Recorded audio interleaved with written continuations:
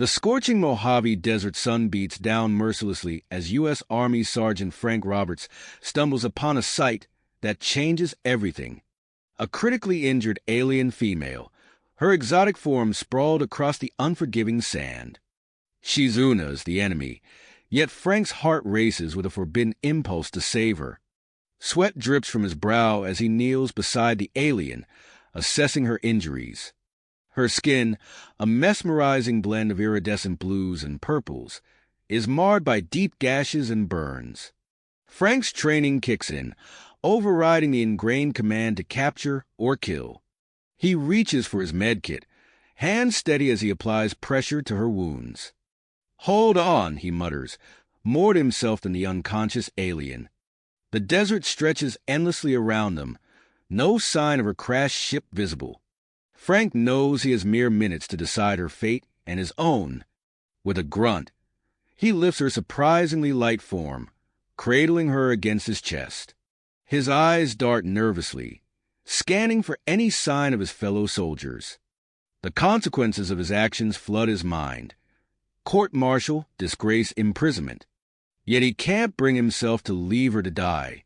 Frank's Humvee sits just over the next dune. He reaches it, heart pounding, and gently lays the alien across the back seat. A tarp usually used for shade becomes her shroud, concealing her from prying eyes. As he slides behind the wheel, Frank's radio crackles to life. "Sergeant Roberts, report in. Any sign of the Una's ship?" He swallows hard, hand hovering over the radio. "Negative, Colonel Hartman. No sign of the crash site or any survivors." The lie tastes bitter on his tongue, but Frank pushes the guilt aside. He drives off base to his small house on the outskirts of town, mind racing with plans. The basement becomes a makeshift medical bay. Jury-rigged equipment and human medicine, his only tools against her alien physiology. Days blur together as Frank tends to the alien Maya. He decides to call her. He splits his time between desert patrols and secret caretaking, watching in awe as her advanced biology aids in rapid healing. Her exotic beauty captivates him, stirring feelings he knows he shouldn't harbor. Between shifts, Frank immerses himself in research on Una's culture and language. He uncovers a startling truth. The war began due to resource scarcity on their home planet. This revelation conflicts sharply with the official narrative fed to human soldiers, planting seeds of doubt in Frank's mind about the true nature of the conflict. As Maya regains consciousness, Frank faces a new challenge: communication. He stumbles through newly learned Una's phrases, watching her eyes widen in surprise. Their interactions are hesitant at first, but a bond begins to form, transcending species and allegiances. Meanwhile, Colonel Hartman intensifies the search for the missing Una's ship. Frank feels the noose tightening as he participates in futile desert sweeps, knowing the true prize lies hidden in his basement. Suspicion grows among his comrades, questioning his distracted demeanor and frequent absences. Frank stands at a crossroads, torn between duty and the unexpected connection he's forged with Maya. As her strength returns, he grapples with an impossible decision. He can't keep her hidden forever, but surrendering her means certain death or imprisonment. The war suddenly seems less black and white, with Frank caught in a dangerous gray area of his own making. In the quiet moments between Maya's treatments and his military obligations, Frank allows himself to dream of a different future. One where humanity's first contact with an alien species isn't marked by bloodshed, but by understanding and compassion. He looks at Maya, her otherworldly features softened by trust, and wonders if perhaps their unlikely encounter could be the key to ending the conflict. But as search parties comb the desert and Colonel Hartman's scrutiny intensifies, Frank knows time is running out. He must find a way to protect Maya, question the war he once believed in, and navigate the treacherous path he set himself upon, all while the fate of two species hangs in the balance. Frank's world had narrowed to a dangerous balancing act between his military duties and his secret mission to protect Maya. As he drove back to base after another night of tending to her wounds, the rising sun painted the desert in hues of gold and crimson. The beauty was lost on him as he rehearsed his cover story in his mind. He barely had time to change into his uniform before Colonel Hartman's voice boomed across the compound. "Sergeant Roberts, my office now." Frank's stomach clenched as he made his way to the colonel's quarters. He found Hartman bent over a map, his weathered face creased with frustration. "Roberts, I'm assigning you to lead a specialized search team. We're intensifying our efforts to find that damn Una's ship."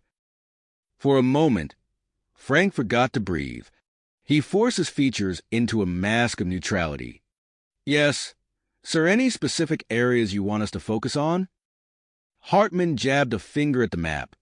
"We've got new intel suggesting the crash site might be further north than we initially thought. I want you to coordinate with Lieutenant Cooper on this. He's got some ideas about search patterns." Frank nodded, his mind racing. Leading the search team put him in a precarious position, but refusing would only raise suspicions. "I'll get right on it, sir." As he left Hartman's office, Frank caught sight of a new face, Lieutenant James Cooper. The man's sharp eyes and taut posture radiated ambition and ruthlessness. Frank nodded a greeting, feeling Cooper's gaze boring into his back as he walked away. Back at his small house, Frank found Maya awake and alert. Her iridescent skin had regained some of its luster, and her alien features were animated with curiosity. She pointed to a book on human anatomy Frank had left out. "You learn." "Me?" Maya's voice was musical, her command of English still limited, but improving rapidly. Frank couldn't help but smile. "That's right, and you're teaching me about you, too." Over the next hour, they engaged in a halting but earnest exchange. Maya revealed her true identity, not just any Unas, but a high-ranking scientist on a mission to study Earth's resources. The information sent Frank's pupils dilating. He'd been risking everything to save not just an enemy combatant, but a key figure in the Una's war effort. As Maya spoke of her people's desperate need for resources, Frank felt the foundations of his beliefs crumble. The image of the Unas as mindless aggressors dissolved, replaced by a more complex reality of a species fighting for survival. Their conversation was cut short when Maya suddenly gasped, her breathing becoming labored. Frank watched in horror as her skin took on a sickly pallor. He realized with a jolt that Earth's atmosphere was toxic to her alien physiology. Acting on instinct and adrenaline, Frank raced to his truck. He sped to the nearest hardware store, his mind churning with calculations and improvised designs. Within hours, he had constructed a makeshift oxygen chamber in his basement, using plastic sheeting, duct tape, and a jury-rigged oxygen concentrator. As Maya's breathing stabilized inside the chamber, Frank collapsed into a chair, exhausted but relieved. He knew he couldn't keep this up forever. The risks were mounting, and time was running out. The next day at the base, Frank found himself poring over maps with Lieutenant Cooper. The man's analytical mind was evident in the precise grid patterns he'd drawn across the search area. "Your knowledge of the terrain will be crucial, Sergeant," Cooper said, his tone clipped and professional. "But I can't help noticing some inconsistencies in your previous reports. Care to explain?" Frank felt a bead of sweat form on his brow. He launched into a prepared explanation about difficult terrain and equipment malfunctions, all the while feeling Cooper's skeptical gaze upon him. As the days passed, Frank's double life became increasingly difficult to maintain. He led search teams during the day, carefully steering them away from the true crash site. At night, he cared for Maya, teaching her English and learning about Una's culture in return.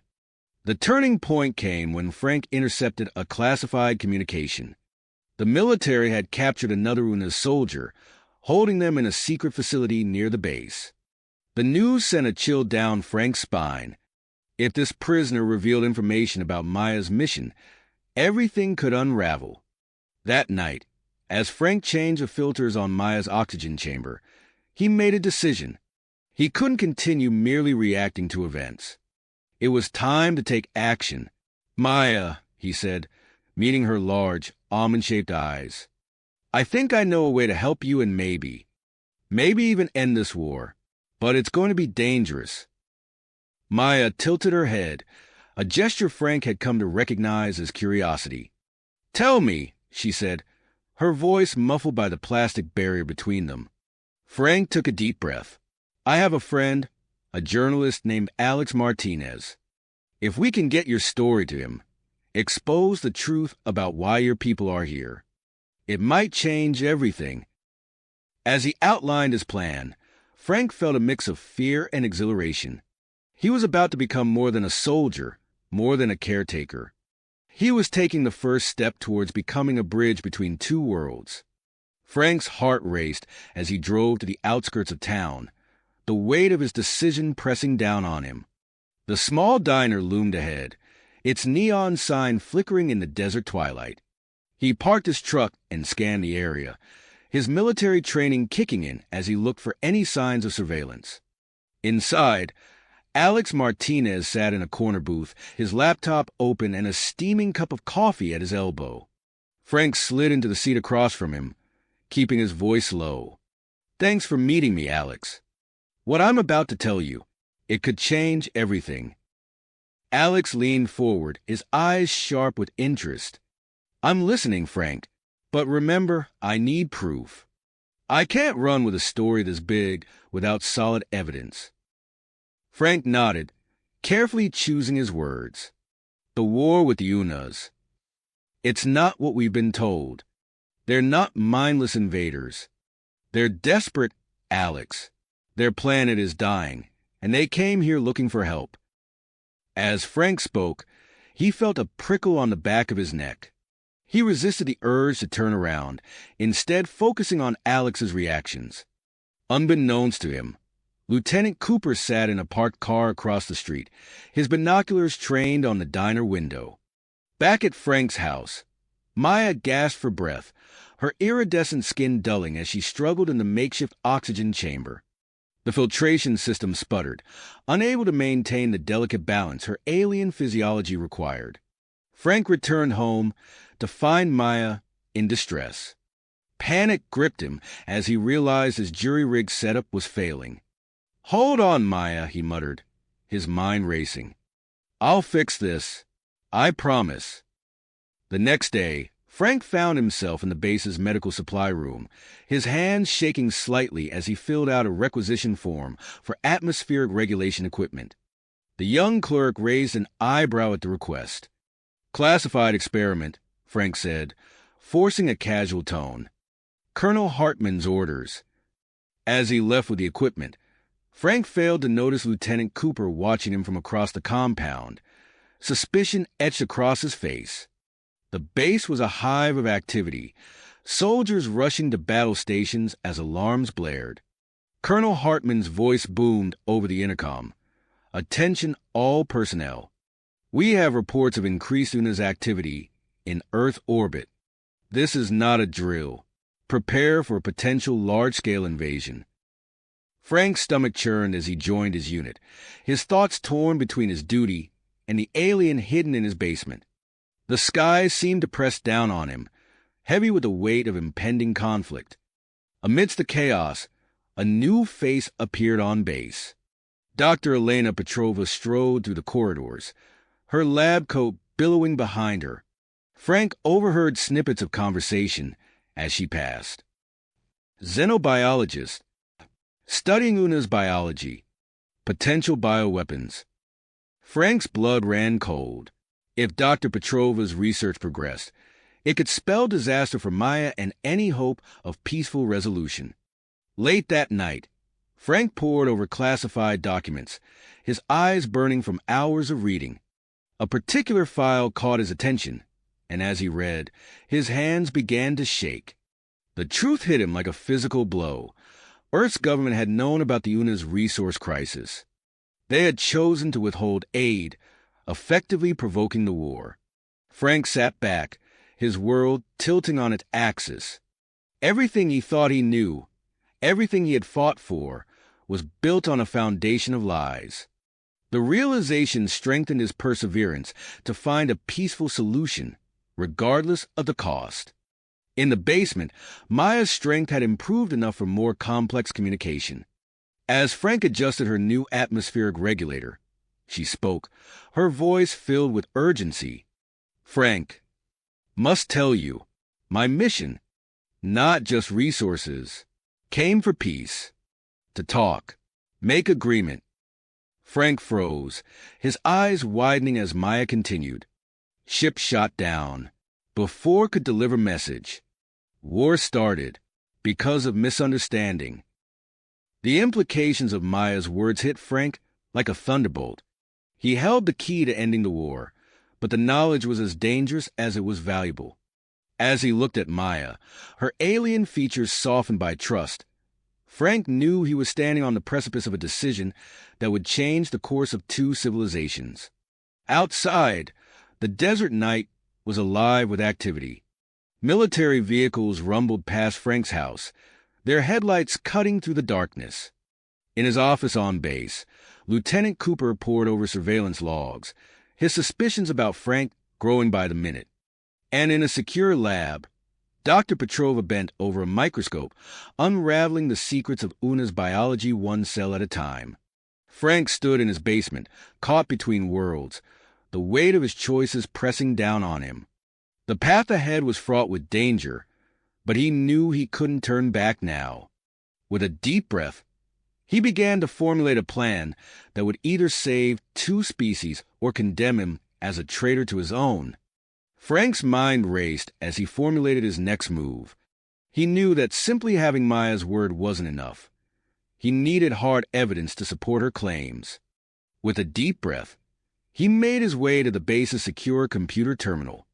Using his security clearance, Frank carefully navigated through classified databases, his heart pounding with each click. He searched for documents related to the initial Una's contact, his eyes scanning rapidly for any mention of diplomatic overtures or resource crises. As he delved deeper, Frank stumbled upon a series of encrypted communications between high-ranking Earth officials.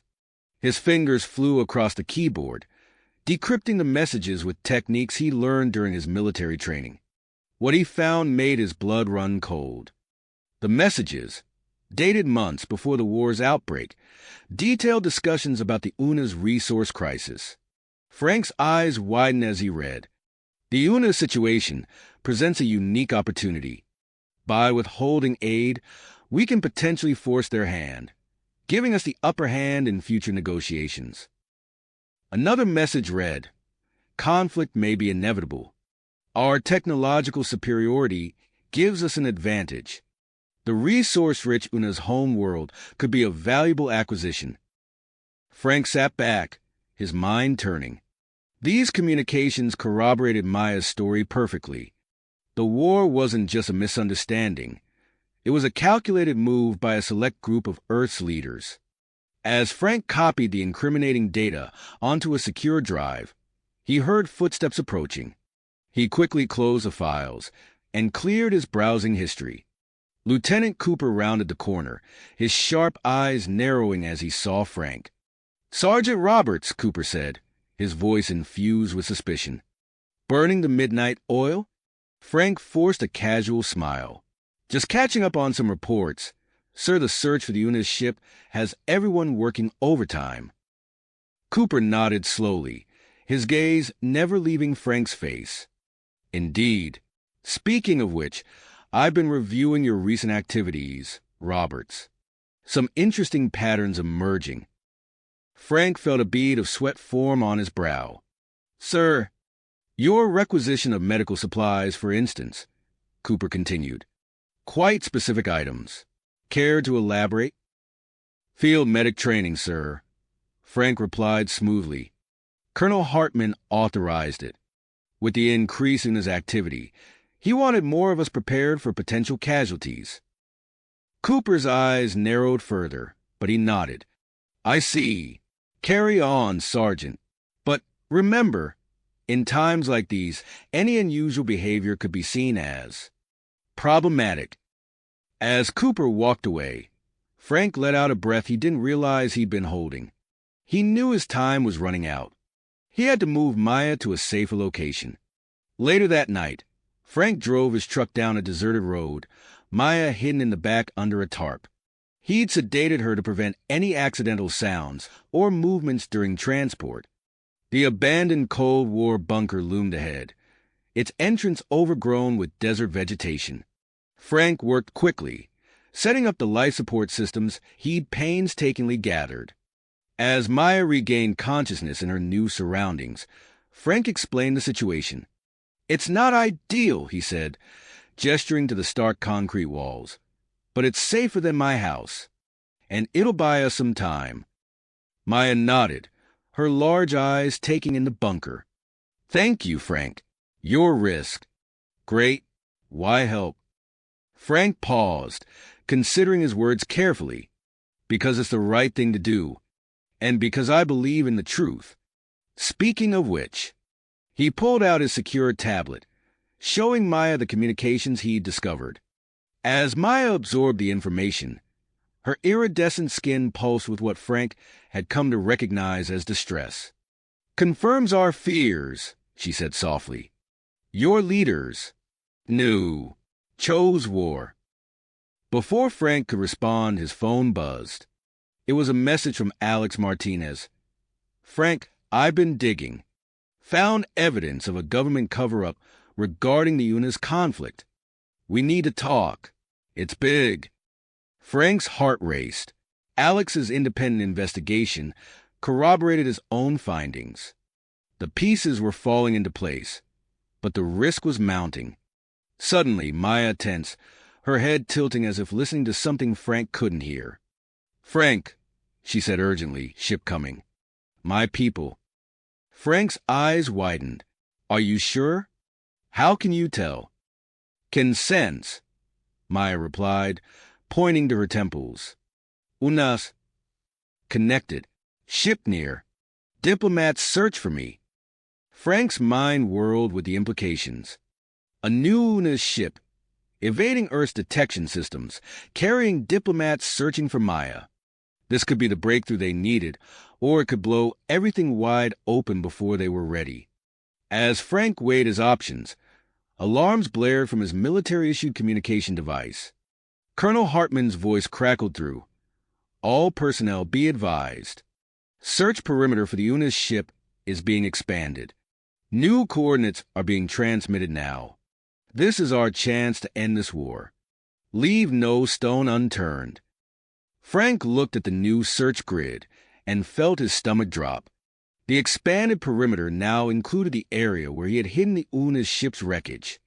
He turned to Maya, his face grim. "We're running out of time," he said. "I need to misdirect the search teams, gather more evidence, and somehow make contact with your people's diplomats. All without getting caught." Maya's expression softened with understanding and commitment. "Together," she said, reaching out to touch Frank's arm. "Find way. For peace." Frank nodded, his grit strengthening. He knew the next few hours would determine not just his fate, but potentially the fate of two entire species. As he began to formulate a plan, he realized he was standing on the precipice of history, with the power to either end a war or ignite an even greater conflict. With a deep breath, Frank gathered his equipment. It was time to orchestrate the most delicate and dangerous operation of his life, one that would bring together UNA's diplomats, a hidden alien scientist, and the select few humans who might be willing to listen to the truth. The fate of two worlds now rested in his hands. Frank's mind raced as he formulated his next move. He knew that simply having Maya's word wasn't enough. He needed hard evidence to support her claims and a plan to bring the right people together. With a deep breath, he made his way to the base's secure computer terminal. Using his security clearance, Frank carefully navigated through classified databases, his heart pounding with each click. He searched for documents related to the initial UNA's contact, his eyes scanning rapidly for any mention of diplomatic overtures or resource crises. As he delved deeper, Frank stumbled upon a series of encrypted communications between high-ranking Earth officials. His fingers flew across the keyboard, decrypting the messages with techniques he learned during his military training. What he found made his blood run cold. The messages, dated months before the war's outbreak, detailed discussions about the UNA's resource crisis. Frank's eyes widened as he read. The UNA situation presents a unique opportunity. By withholding aid, we can potentially force their hand, giving us the upper hand in future negotiations. Another message read, conflict may be inevitable. Our technological superiority gives us an advantage.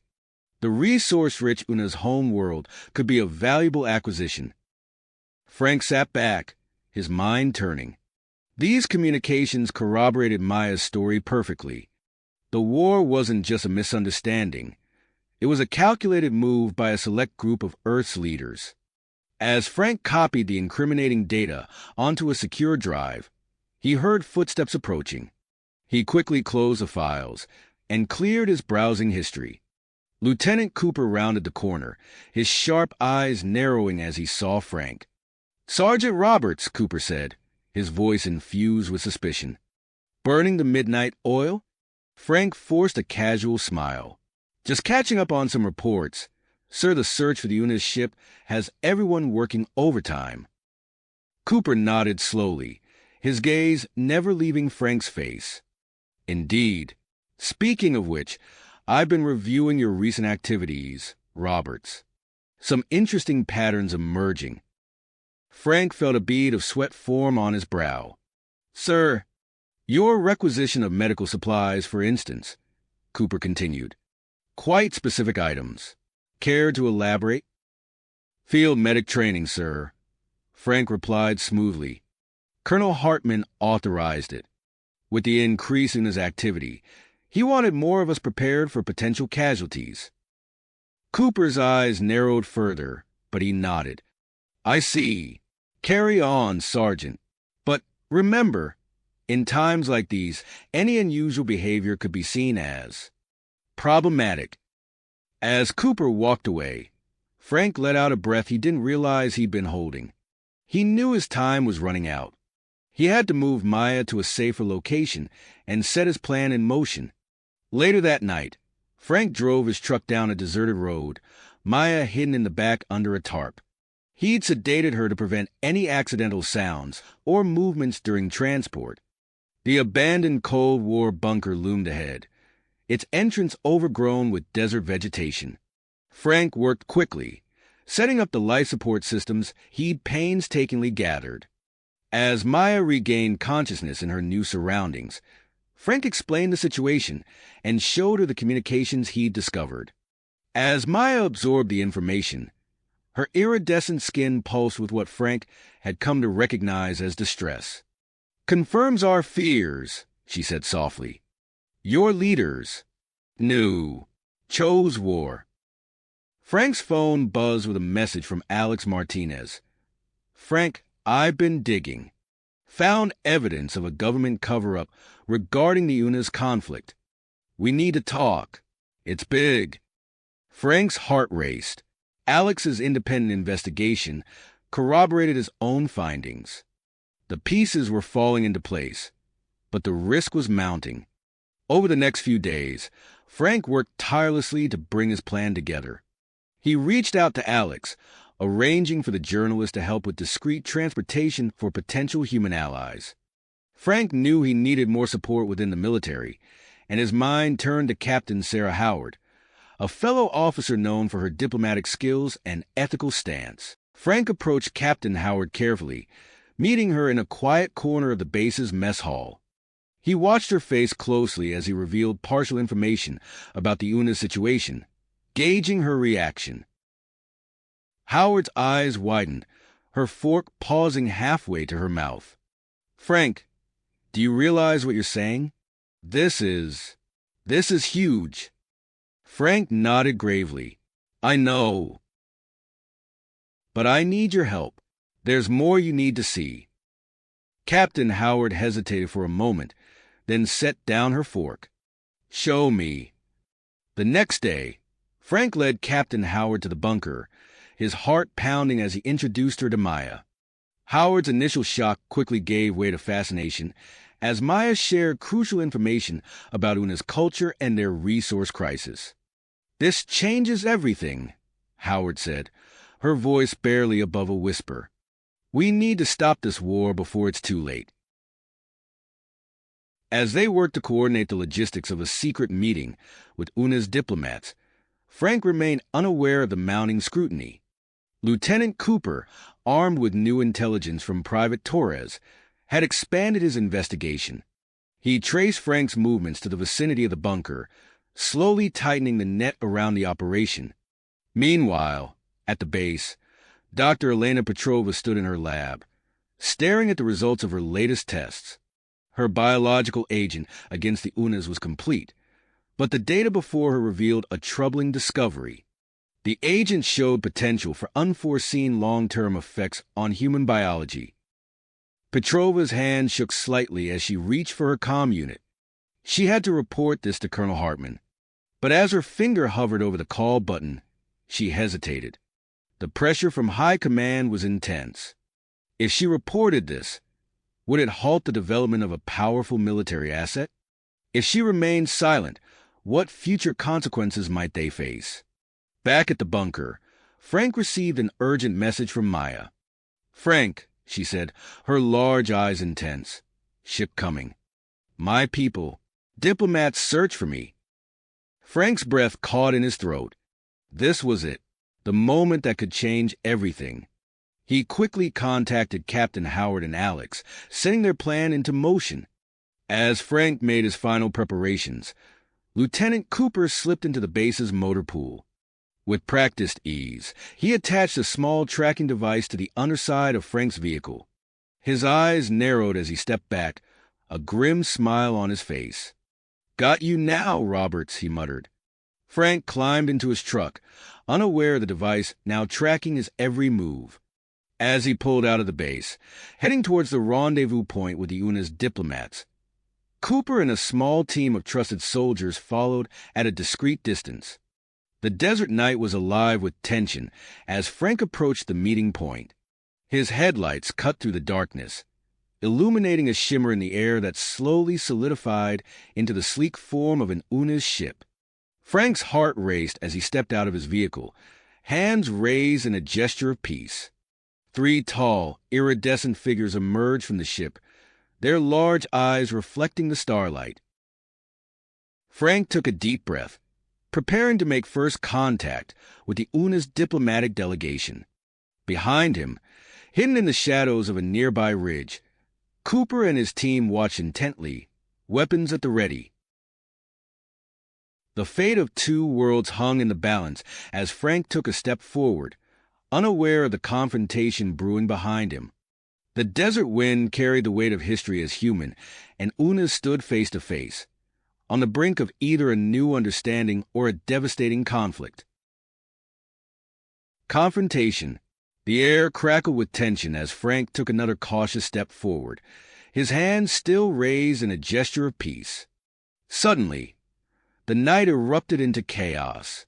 Floodlights blazed to life, bathing the area in harsh white light. The sound of weapons being readied filled the air as Lieutenant Cooper and his team emerged from their hiding spots, surrounding Frank and the Una's diplomats. "Freeze! Hands where we can see them!" Cooper's voice rang out, his rifle trained on the nearest Una's figure. Frank's heart raced as he spun around, taking in the scene. "Lieutenant, stand down. This isn't what you think."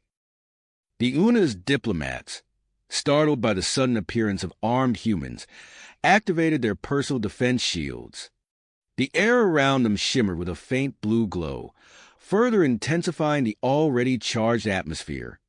"Roberts, step away from the aliens now," Cooper barked, his finger tightening on the trigger.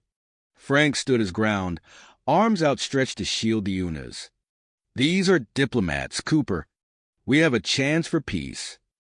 Before Cooper could respond, the rumble of approaching vehicles filled the air. Colonel Hartman's forces, alerted to the unauthorized alien activity, were converging on their location.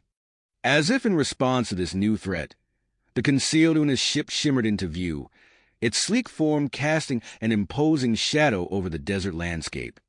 Defense systems hummed to life, adding another layer of danger to the precarious situation. "Frank!" Captain Sarah Howard's voice cut through the tension as she arrived on the scene, with Alex Martinez in tow. "What's going on?" Frank turned to Sarah, relief evident in his voice. "Sarah, thank God you're here. We need to de-escalate this now." As Sarah assessed the situation, another figure emerged from the darkness. Dr. Elena Petrova stumbled into view, her face pale with concern. "Stop," she cried out, her eyes wild. "The biological agent. It's not safe. We can't risk conflict." Cooper's head snapped towards Petrova, momentary confusion crossing his face. "What are you talking about, Doctor?" Before Petrova could explain further, the sound of military helicopters filled the air. Colonel Hartman's voice boomed through a loudspeaker. "This is Colonel Hartman. All personnel, stand down immediately." Frank realized he had mere seconds to prevent this situation from spiraling into all-out war. With a deep breath, he stepped forward, placing himself directly between the human forces and the UNA's diplomats. "Everyone listen to me," Frank shouted, his voice carrying across the tense battlefield. "What happens in the next few moments will determine the fate of both our species." The UNA's ambassador, Zax, spoke up, his melodic voice translating through a device on his wrist. "Human, your actions are brave. We came in peace, seeking dialogue." Frank nodded, grateful for the support. "Colonel Hartman, Lieutenant Cooper, everyone, these UNAs are here as diplomats. They're searching for one of their own, a scientist named Maya, who crash-landed on Earth." Sarah stepped forward, lending her voice to Frank's. "It's true. Sir, we have evidence that the war was based on a misunderstanding, possibly even engineered by some of our own leaders." Cooper's rifle wavered slightly, uncertainty creeping into his expression. "Roberts, if you're lying." "He's not," Alex Martinez interjected, holding up a data drive. "I have proof. Communications showing our side knew about the UNA's resource crisis and chose conflict over aid." Colonel Hartman's voice crackled through the loudspeaker again, tinged with a mix of anger and confusion. "Sergeant Roberts, you have exactly 30 seconds to explain yourself before I order my men to open fire." Frank's mind raced, searching for the right words to prevent catastrophe. Just then, movement from the bunker caught everyone's attention. Maya emerged, her iridescent skin glowing softly in the floodlights. A collective gasp went up from the human forces. Maya's appearance was living proof of everything Frank had been saying. "I am Maya," she said, her voice clear and steady. "I came to Earth seeking help from my people. Instead, I found conflict based on fear and misunderstanding. But I also found humans like Frank who seek truth and peace." The UNA's diplomats lowered their defensive shields, a gesture of trust that didn't go unnoticed by the human forces. Ambassador Zax stepped forward, standing shoulder to shoulder with Frank and Maya. "We stand at a crossroads," Zax proclaimed, his voice resonating across the desert. "The path of war leads only to destruction for both our species. But the path of cooperation, it holds the promise of a future brighter than either of us could achieve alone." Frank looked from face to face, human and UNAs alike, seeing the same mix of fear, hope, and uncertainty reflected in their eyes. He knew that the next words spoken would shape the destiny of two worlds. Colonel Hartman's voice came through once more, this time without the loudspeaker. He had descended from his vehicle, and now stood before Frank, his weathered face a mask of conflicting emotions. "Sergeant Roberts," Hartman said, his voice low and measured, "you'd better be damn sure about this. The consequences of your actions here tonight will ripple across the stars." Frank met the colonel's gaze unflinchingly. "Sir, I've never been more certain of anything in my life. We have a chance here. Maybe our only chance to end this war and forge a new future for both our species. Hartman's eyes narrowed as he studied Frank's face, searching for any sign of deception. The fate of two worlds hung in the balance as he weighed his next move. Colonel Hartman's eyes bore into Frank for what felt like an eternity. The desert night held its breath, waiting for the decision that would shape the future of two species. Finally, the colonel's shoulders relaxed, almost imperceptibly. "Stand down," Hartman ordered, his voice carrying across the tense battlefield. "But stay alert." A collective sigh rippled through the human forces as they lowered their weapons. Frank felt a flicker of hope ignite in his chest. He turned to the UNA's diplomats, nodding respectfully. "Thank you for your patience," he said. "Now let's talk." Ambassador Zach stepped forward, his iridescent skin shimmering in the floodlights. With a graceful gesture, he deactivated his personal shield. The other UNA's diplomats followed suit, the air around them clearing as their defenses powered down. "We came seeking dialogue," Zach said, his translator conveying the melodic tones of his native language. "It seems we may have found it at last." Frank nodded, then turned to address the gathered humans and UNAs alike. "What we have here is a chance, perhaps our only chance, to prevent a war based on misunderstanding and fear."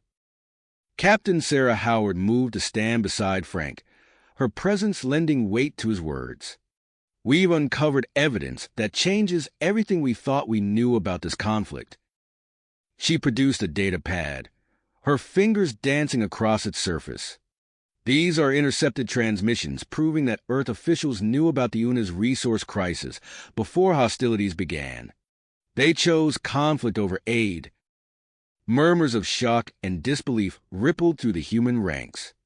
Lieutenant Cooper's brow furrowed as he processed this new information. Before anyone could respond, Dr. Elena Petrova stumbled forward, her face pale in the harsh light. "There's more," she said, her voice quavering. "The biological agent we've been developing, it's not just a threat to the UNAs. Our latest tests show potential long-term effects on human biology as well." Colonel Hartman's head snapped towards Petrova, his eyes widening. "What kind of effects, Doctor?" Petrova shook her head, her hands trembling.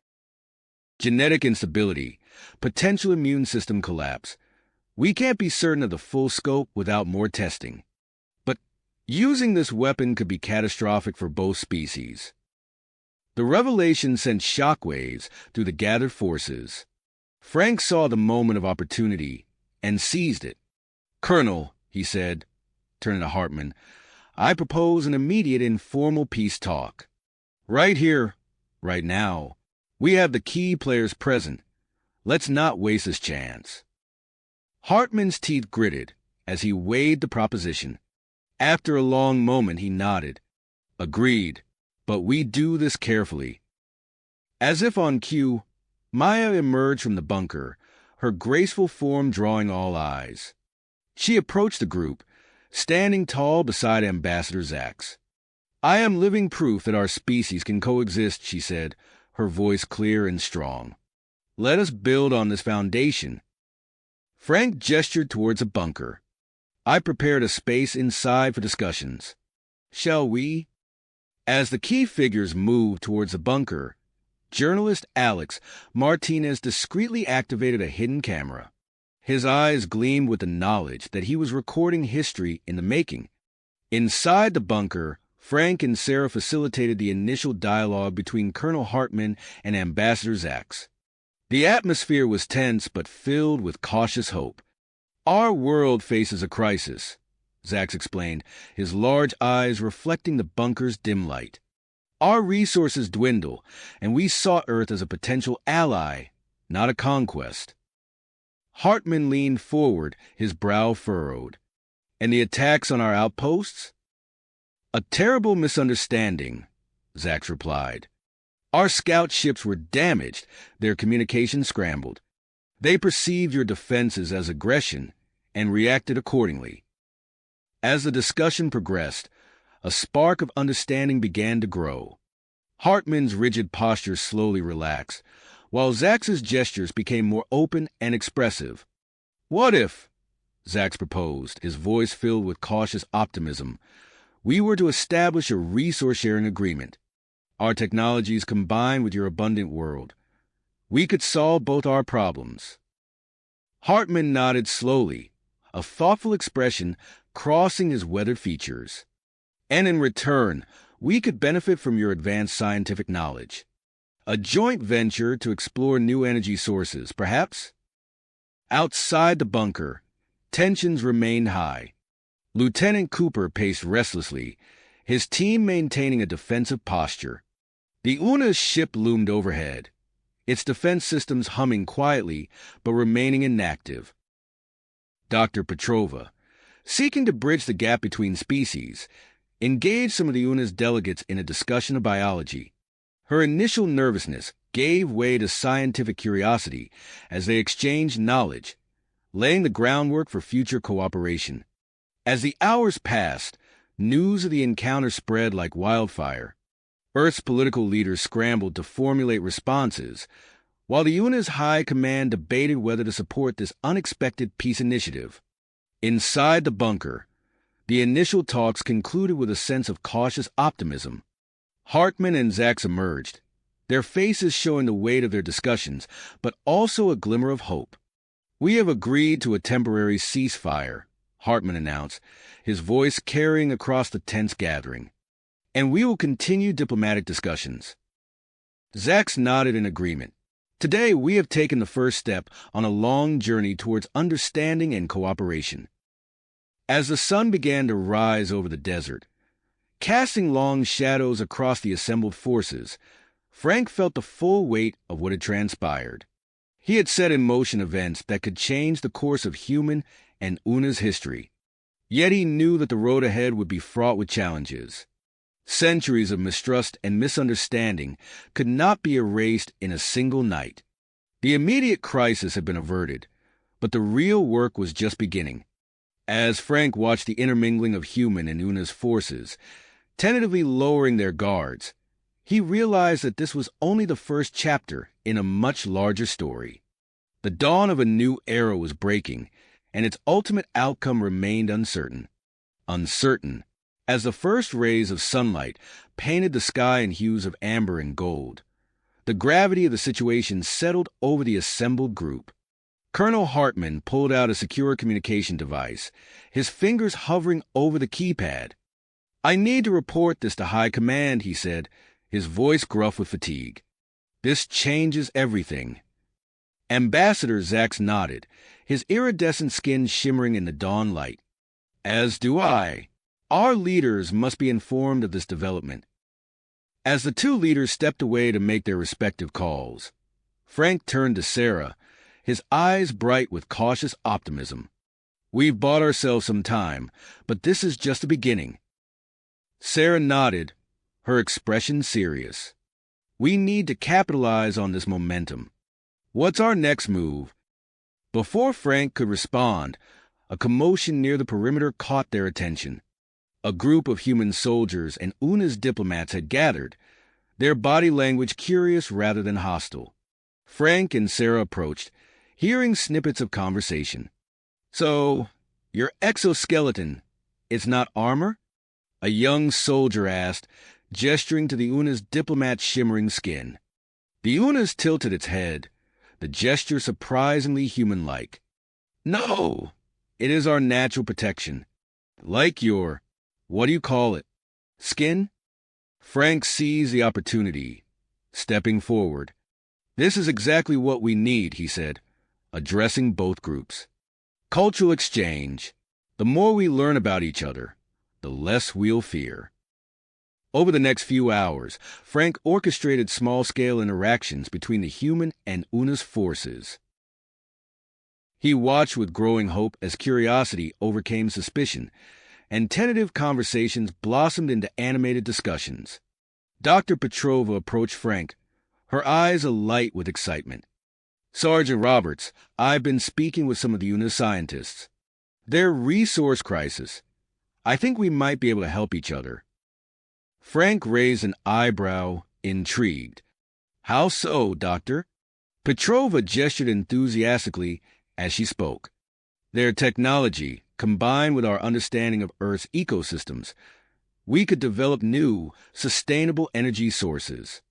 It could solve problems for both our species. As Frank considered the implications of Petrova's proposal, he noticed Lieutenant Cooper pacing at the edge of the gathering, his posture tense. Frank excused himself and approached his fellow soldier. "Something on your mind, Cooper?" Frank asked, keeping his tone neutral. Cooper's eyes darted around before settling on Frank.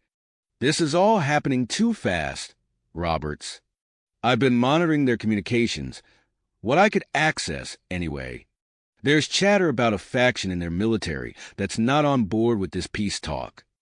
Frank felt a chill run down his spine. "Are you sure?" Cooper nodded grimly. "Positive.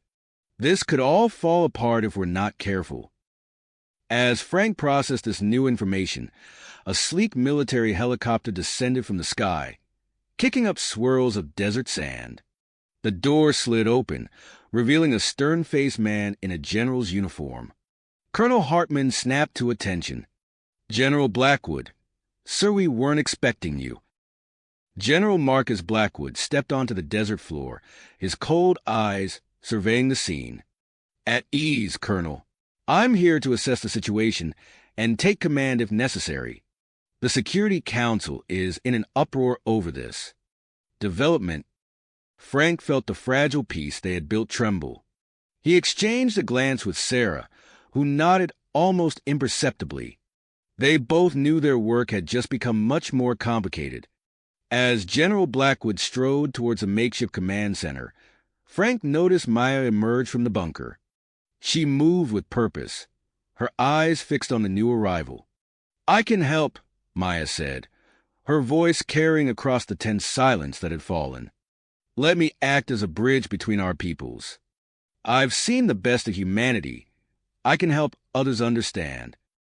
Frank stepped forward, placing a supportive hand on Maya's shoulder.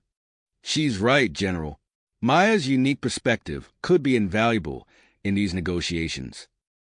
General Blackwood's eyes narrowed as he assessed Maya.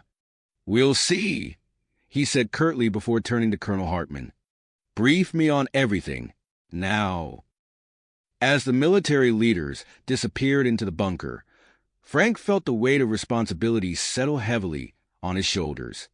The ceasefire held, but for how long? With factions on both sides pushing for conflict and the delicate balance of trust they had built at risk, Frank knew the real challenge was just beginning. He turned to Sarah, his expression determined. "We need to compile everything we've learned about how this war started. The miscommunications, the hidden agendas, all of it.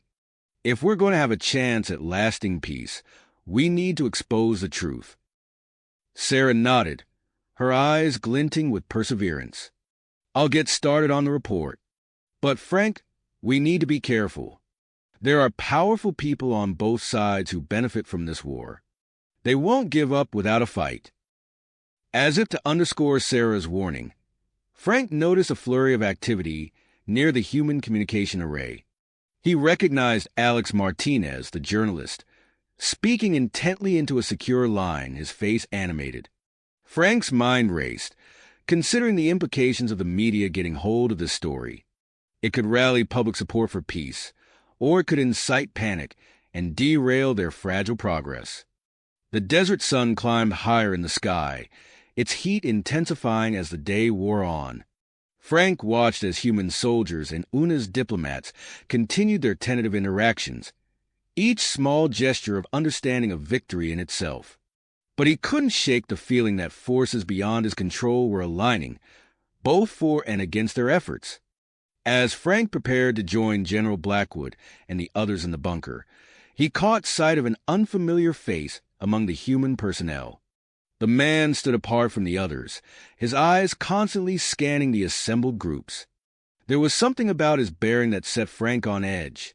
Frank made a mental note to investigate the newcomer later. For now, he had a peace to safeguard and two worlds to reconcile. With a deep breath, He stepped into the bunker, ready to face whatever challenges lay ahead.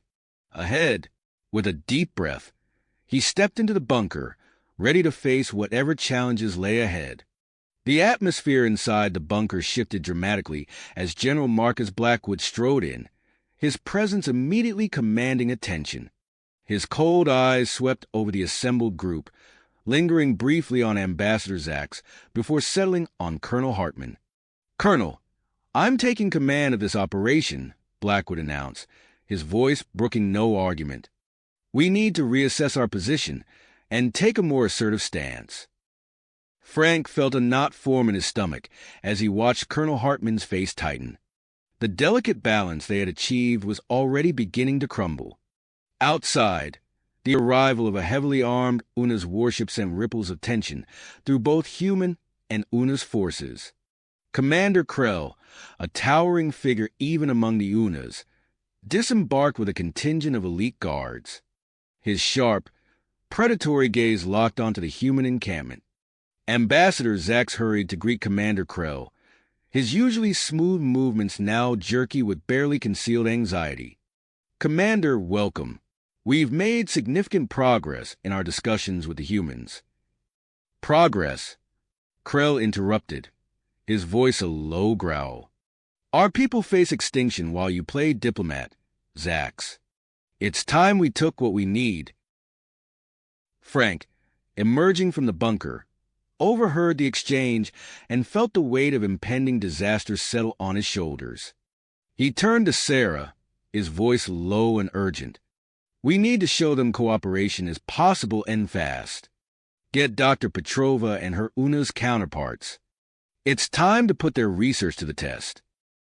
Sarah nodded and hurried off, weaving through the tense crowd of soldiers and diplomats. Frank approached Maya, who stood watching the unfolding scene with a mixture of concern and perseverance.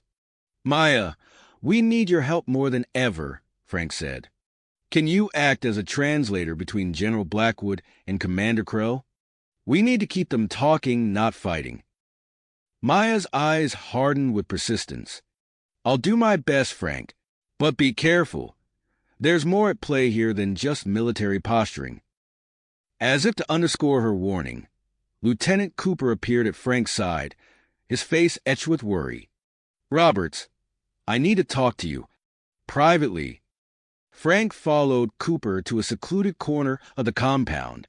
Cooper's eyes darted around before he leaned in close. "I've uncovered something big. There's evidence that Victor Roth and his group are trying to sabotage the peace talks. But if I report this to Blackwood..." Frank's mind raced, weighing the potential consequences. "Hold off for now," he decided. "We need more information before we make a move. Keep digging, but be careful." As Cooper nodded and melted back into the crowd, Frank turned his attention to the gathering storm. General Blackwood had emerged from the bunker, his posture rigid as he surveyed the UNA's forces. Commander Krell stood opposite, his massive form radiating awe-inspiring aggression. Maya positioned herself between them, her voice clear and steady as she began to translate. Frank watched, his heart pounding, as the two military leaders engaged in a tense exchange. Determined to shift the focus, Frank approached Dr. Petrova, who was huddled with a group of human and UNA scientists. "Doctor, please tell me you have something to show them." Petrova's eyes lit up. "We do, Sergeant. We've developed a prototype that could efficiently extract resources from sources previously thought unusable. It's not perfect, but it's a start." "That's exactly what we need," Frank said, relief evident in his voice. "Set up a demonstration. Make it impossible for them to ignore the potential of cooperation." As Petrova and her team rushed to prepare their equipment, Frank noticed a commotion at the perimeter of the compound. A joint human security team was escorting a group of bound prisoners, members of Victor Roth's extremist group, caught in the act of attempting to plant false evidence of UNA's aggression. The capture of the saboteurs sent shockwaves through both camps. Frank seized the opportunity, stepping forward to address General Blackwood and Commander Krell. "Gentlemen, What you're seeing here is proof that we can work together, Frank said, his voice carrying across the tense silence. This joint security team just prevented an attack that could have derailed our talks. And now, Dr. Petrova and Haruna's colleagues have something to show you that could change everything. As if on cue, Petrova activated her prototype. A low hum filled the air as the device began to process a sample of seemingly worthless rock. Moments later, it produced a small but significant amount of a rare mineral, a key resource for both human and UNA's technologies. The demonstration created a ripple of excitement through the assembled crowd. Even General Blackwood and Commander Krell seemed momentarily taken aback by the implications. Frank pressed the advantage. This is just the beginning. Imagine what we could achieve if we combine our knowledge and resources instead of fighting over them. For a moment, it seemed as if the tide might turn. But then, a single shot rang out, shattering the fragile peace. Peace. The warning shot echoed across the compound, shattering the fragile calm that had settled over the gathering. In an instant, weapons were raised on both sides. Human soldiers and UNA's warriors alike took defensive positions, fingers hovering over triggers. The air crackled with tension as General Blackwood and Commander Krell shouted orders to their respective forces. Frank's mind raced, assessing the situation in a split second. Without hesitation, he sprinted forward, placing himself directly between the two opposing groups. "Hold your fire," Frank yelled, his arms spread wide. "Everyone, stand down!" The sudden appearance of a human in the line of fire caused both sides to falter. Frank's heart pounded in his chest as he stood his ground, acutely aware of the dozens of weapons trained on him. General Blackwood's face contorted with rage. "Roberts, what in God's name do you think you're doing?" "Preventing a catastrophe, sir," Frank replied, his voice steady despite the adrenaline coursing through his veins. "We can't let this spiral out of control." Commander Krell's massive form loomed nearby, his predatory eyes fixed on Frank. After a tense moment, the UNA's leader raised a clawed hand, signaling his troops to lower their weapons. "The human shows courage," Krell growled, his words translated by Maya. "Perhaps there is more to these talks than I first believed." Seeing the UNAs stand down, General Blackwood grudgingly ordered his own forces to do the same. The collective tension eased slightly, but the atmosphere remained charged. Ambassador Zax seized the moment, stepping forward with measured grace. "General Blackwood, Commander Krell, I propose an immediate joint investigation into this incident. It is crucial that we understand what transpired to prevent further misunderstandings." Blackwood's teeth gritted as he considered the proposal. "Fine," he said at last. "But I want one of my own people leading the human side of this investigation." His gaze swept the assembled group before settling on Lieutenant Cooper. "Cooper, you're in charge of this. Find out what happened and report back to me directly." Cooper straightened, his expression a mix of surprise and tenacity. "Yes, sir." As the impromptu investigation team assembled, Dr. Petrova approached Frank, her eyes alight with urgency. "Sergeant Roberts, we need to accelerate our demonstration. The prototype is ready, and I believe seeing its potential could help defuse the situation." Frank nodded, grateful for the scientist's initiative. "Set it up near the encounter site. We'll make sure both sides get a good look at what cooperation can achieve." While Petrova and her team hurried to prepare the demonstration, a new group arrived at the compound. The distinctive blue helmets of United Nations peacekeepers stood out against the desert backdrop as they established a perimeter around the encounter site. Colonel Javier Ramirez, the leader of the UN force, approached General Blackwood and Commander Krell. "Gentlemen, I'm here to establish a neutral zone and implement protocols for controlled interactions between your forces. We hope to provide a structured environment for continued diplomatic efforts." As the UN peacekeepers set to work, Frank found himself drawn into a conversation with Maya. "We need to do more," he said, running a hand through his dust-covered hair. "These people need to see each other as individuals, not just opposing forces." Maya nodded, her eyes thoughtful. "What if we organize some small-scale cultural exchanges? Nothing too formal, just a chance for soldiers and crew members to interact on a more personal level." The idea took root quickly. Within hours, small groups of humans and Unas were cautiously mingling, comparing military structures, sharing stories of family life, and even demonstrating various forms of recreation. The atmosphere, while still tense, began to shift as individuals on both sides found common ground. As the day wore on, Frank noticed a commotion near the human communication array. Alex Martinez, the journalist he had spotted earlier, was speaking animatedly into a secure line. Frank's brow furrowed as he caught snippets of the conversation. Something about Una's atrocities and hidden agendas. Before Frank could investigate further, a sleek diplomatic shuttle touched down at the edge of the compound.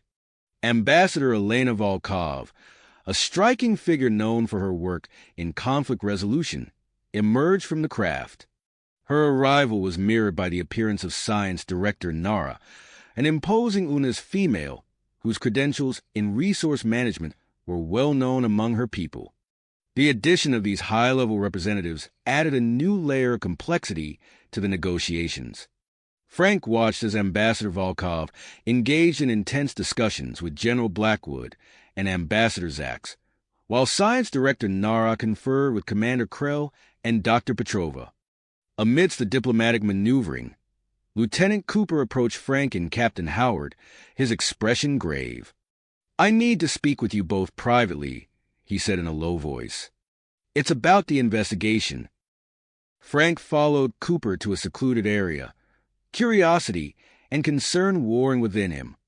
As Cooper began to outline his findings, Frank's eyes widened.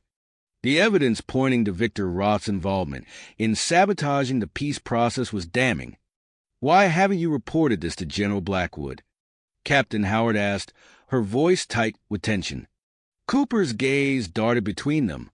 "I'm not sure who we can trust. This goes deeper than I initially thought."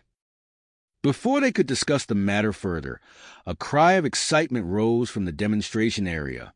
Frank hurried over to find Dr. Petrova and her Una's colleagues gathered around a new prototype, a more advanced version of their resource extraction device. "It works!" Petrova exclaimed, her face flushed with triumph.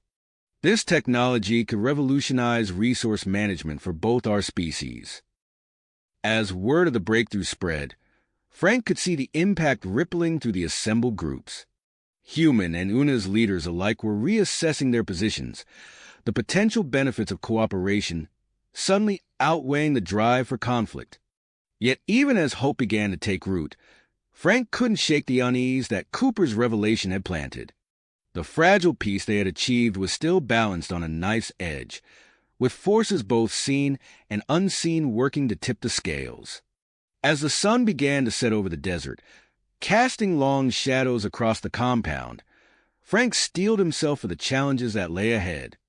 The real work of forging a lasting peace was just beginning, and he knew that every decision, every action in the coming hours would be critical in shaping the future of human-Una's relations. Relations. The air of cautious optimism was palpable as the sun dipped below the horizon, casting long shadows across the compound. As night fell, the demonstration area near the encounter site buzzed with activity. Dr. Petrova and her Una's colleagues worked tirelessly to set up a larger version of their advanced resource extraction device. Floodlights illuminated the area, casting an otherworldly glow on the assembled machinery. General Blackwood strode towards the site, his face a mask of skepticism. Commander Krell lumbered beside him, curiosity evident in his alien features. Ambassador Elena Volkov and Science Director Nara joined the growing crowd of high-ranking officials gathering around the prototype. Dr. Petrova's eyes gleamed with excitement as she activated the device. A low hum filled the air, growing in intensity as the machine processed a large sample of seemingly worthless rock. The assembled crowd watched in silence, the tension palpable. Suddenly, the device emitted a series of beeps. Dr. Petrova rushed to examine the readout, her hands trembling slightly. She turned to face the audience, her voice steady but filled with hardly restrained excitement. "Ladies and gentlemen, esteemed UNA's guests, what you're witnessing is more than just a solution to the immediate resource crisis," she announced. "This technology has the potential to revolutionize resource management on a global scale. Our initial calculations suggest it could provide solutions to long-standing environmental and energy problems that have plagued our planet for decades." A murmur rippled through the crowd. General Blackwood's eyebrows shot up, his stern expression softening slightly. Commander Krell leaned in, his massive form casting a shadow over the human scientist as he examined the results more closely. Ambassador Volkov seized the moment, stepping forward with practiced grace. "In light of this remarkable breakthrough, I propose we establish a formal series of negotiations between our species," she said, her voice carrying across the gathering. "A joint committee to explore the practical applications of this technology could benefit both humans and UNAs alike." As the implications of the breakthrough sank in, Frank noticed a shift in the atmosphere. Even the most hardline military leaders seemed to be reassessing their positions, the tangible benefits of cooperation suddenly outweighing their previous suspicions. While the demonstration continued to captivate the crowd, Frank discreetly pulled Captain Howard aside. "We need to act on Cooper's intel," he whispered urgently.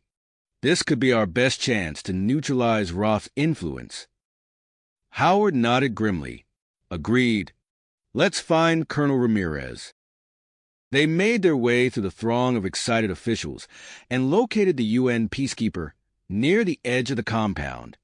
Colonel Ramirez listened intently as they presented the evidence of Victor Roth's sabotage attempts. "This is serious," Ramirez said, his brow furrowed as he examined the dossier. "I'll initiate a covert operation immediately.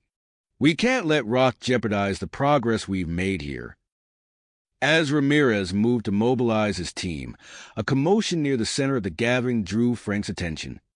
Commander Krell had stepped forward, his massive form commanding instant attention. In the spirit of this new era of cooperation, Krell's gravelly voice boomed, translated by Maya. "I extend an invitation to the humans.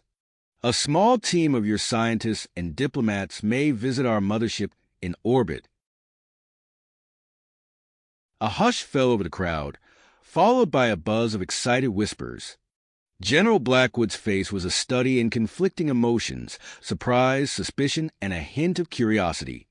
Dr. Petrova's eyes lit up at the prospect. "General," she said, turning to Blackwood, "this is an unprecedented opportunity. We must accept." Blackwood hesitated, his military training warring with the potential benefits of such a visit. After a tense moment, he gave a curt nod. "Assemble a team, Doctor, but choose carefully. The safety of this mission is paramount." As preparations for the unprecedented visit began, Frank found himself swept up in a whirlwind of activity. He was surprised to hear his name called as part of the delegation, designated as military liaison for the mission. The news of the impending visit spread quickly, igniting a firestorm of reactions across the globe. Victor Roth's disinformation campaign gained traction, fueling protests in major cities. Crowds gathered, their angry voices demanding an end to negotiations with the UNAs. In response, Maya approached Frank with a determined glint in her eye. "We need to counter this misinformation," she said. "I have an idea." Working with Alex Martinez, Maya set up a live-streaming platform, creating a direct channel of communication between humans and UNAs. Frank watched in amazement as ordinary citizens from both species began to interact, sharing stories and experiences. The initiative slowly began to chip away at deeply ingrained fears and prejudices. As the day of departure approached, security measures intensified. Lieutenant Cooper, now fully committed to the peace process, uncovered a plot by human extremists to sabotage the delegation's shuttle. Frank joined Cooper in leading a joint humanist security team to thwart the attack, further strengthening the growing bond between the two species. Finally, the moment arrived. Frank stood at the base of the shuttle ramp, his heart pounding with a mixture of excitement and apprehension. Dr. Petrova and the rest of the human delegation filed past him, their faces a mix of drive and wonder. As Frank prepared to board, General Blackwood approached, his face grave. "Roberts," he said in a low voice, "I've just received word from Earth's political leadership. There's a potential complication. Intelligence suggests a faction within the UNA's military may be planning a rogue operation." Frank's mind raced, processing the implications of this new information. He nodded grimly to Blackwood. "Understood. Sir, we'll stay alert." With a final salute, Frank turned and ascended the ramp. The shuttle door sealed behind him with a hiss of hydraulics. As the engines roared to life, Frank strapped himself in, acutely aware that this journey could determine the fate of both species. The shuttle lifted off, climbing rapidly through Earth's atmosphere. Frank's gaze remained fixed on the growing expanse of stars beyond the viewport, the looming form of the UNA's mothership drawing ever closer. Despite the weight of responsibility on his shoulders, a part of him couldn't help but marvel at the historic nature of their mission. As they approached the massive alien vessel, Frank's training kicked in. He began to mentally prepare for every possible scenario, knowing that the success or failure of this visit could hinge on the smallest of actions. The shuttle's communication system crackled to life, and in Una's voice, translated into stilted English, guided them towards a docking bay. The human delegation exchanged nervous glances as the shuttle maneuvered into position. Frank's hand instinctively rested on his sidearm, a precautionary measure that felt both necessary and woefully inadequate in the face of the unknown that awaited them aboard the UNA's mothership. As the shuttle maneuvered into the docking bay, Frank's grip on his sidearm tightened, his body tense with anticipation. The shuttle settled with a gentle thud, and for a moment, silence reigned. Then, with a hiss of equalizing pressure, the airlock cycled open. Frank stood, positioning himself protectively near Dr. Petrova and the other members of the human delegation. As they stepped into the cavernous docking bay, Frank's breath caught in his throat. The sheer scale of the UNA's mothership was overwhelming. Sleek, organic curves blended seamlessly with metallic structures that seemed to defy human engineering principles. The air carried a faint, alien scent, not unpleasant but decidedly foreign. A group of UNAs, led by the imposing figure of Science Director Nara, approached the human delegation. Frank noted the subtle differences in their postures and expressions, his military training kicking in as he assessed potential threats. "Welcome aboard the Nexus," Nara's translator conveyed, her multifaceted eyes scanning the group. "We are honored by your presence." Dr. Petrova stepped forward, her face alight with curiosity and excitement. "The honor is ours, Director Nara. We're eager to learn and collaborate." As the group moved deeper into the ship, Frank's trained eye noticed signs of strain.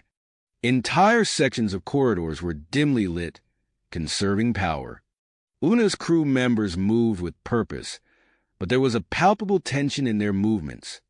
Their tour led them to a vast chamber filled with banks of humming machinery.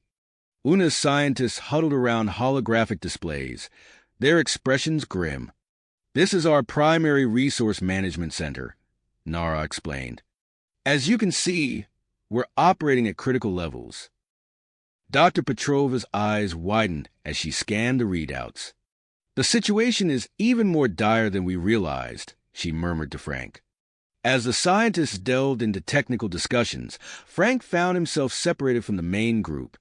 A flicker of movement caught his eye, drawing him down a dimly lit corridor.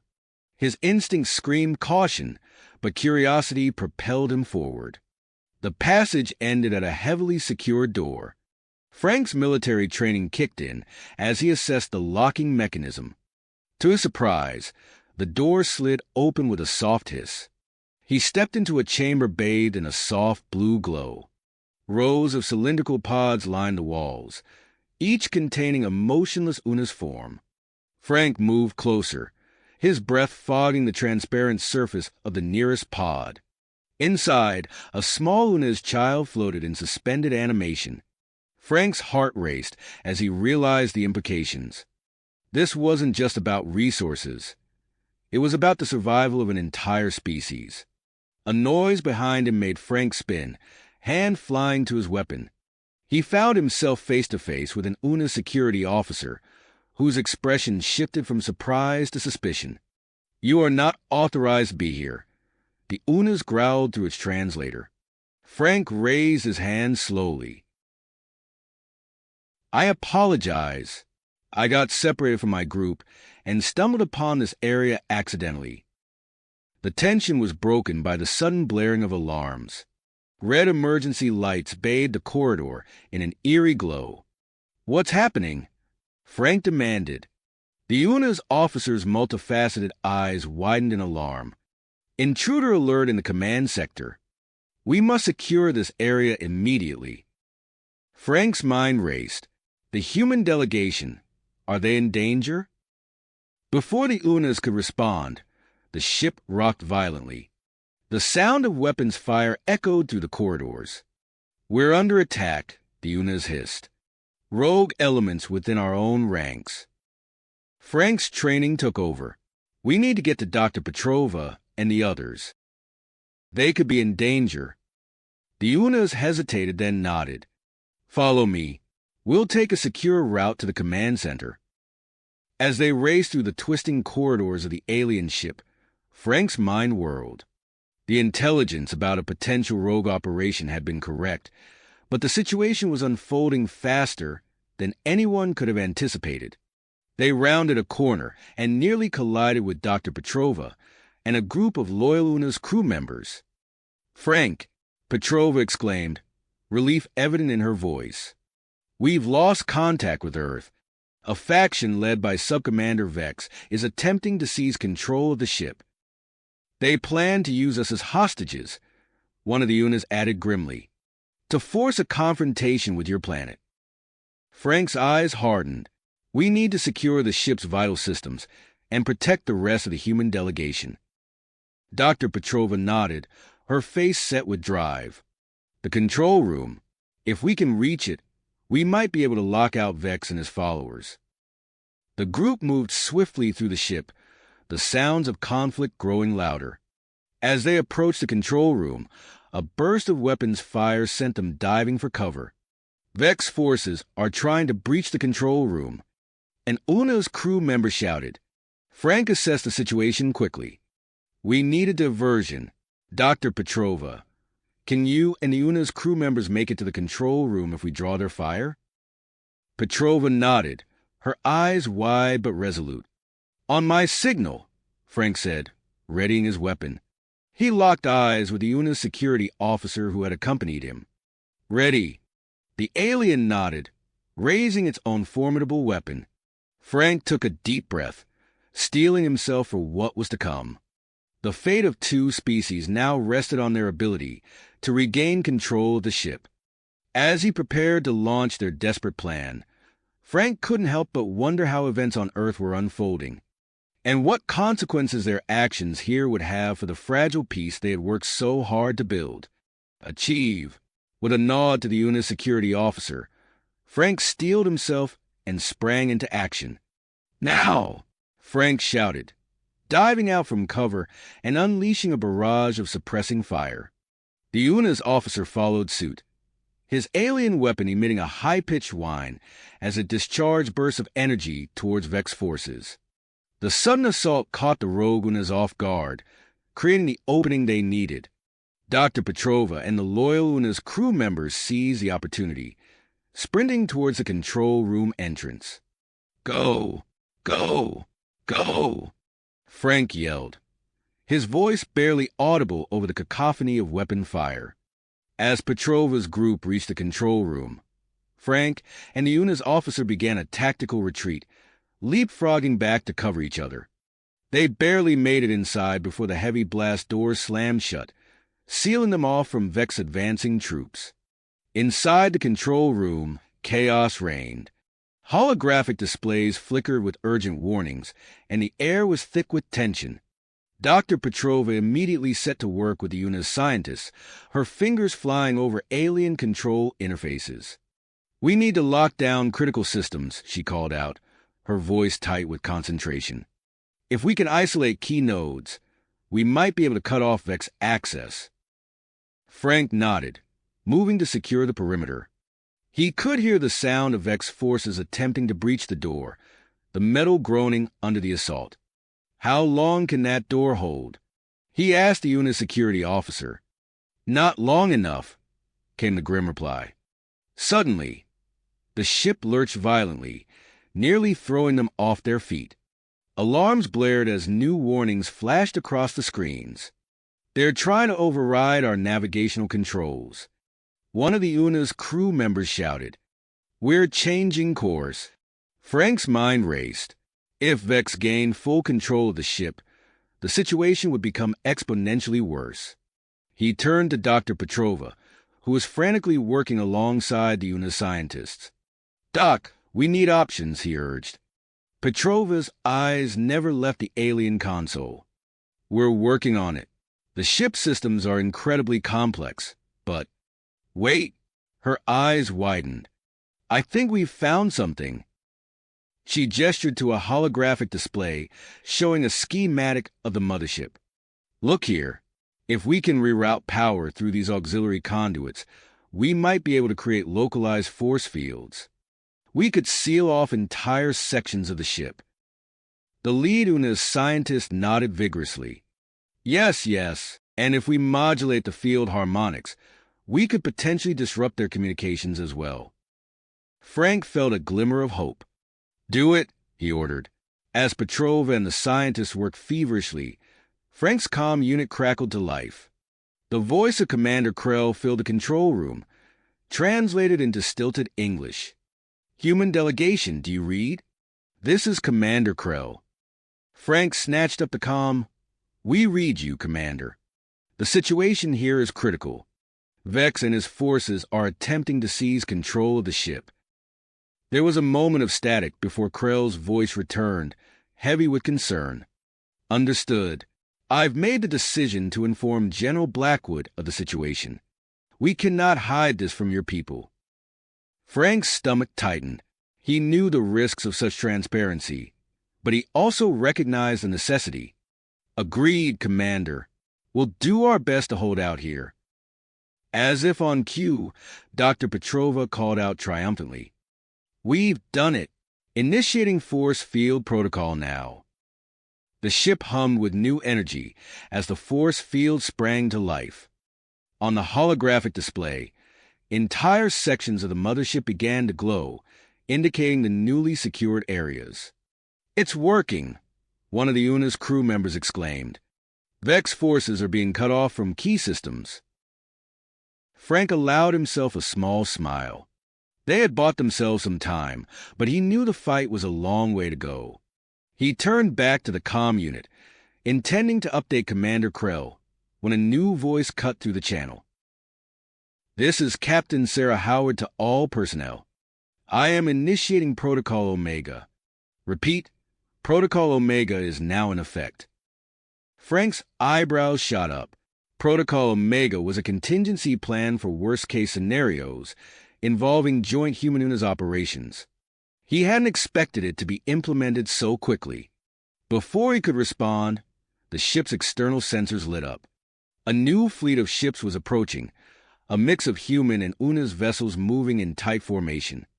"Look," Dr. Petrova pointed to the display. "They're sending a rescue mission." As hope began to rise in the control room, a chilling message started broadcasting across all frequencies. Frank recognized the voice immediately. Victor Roth.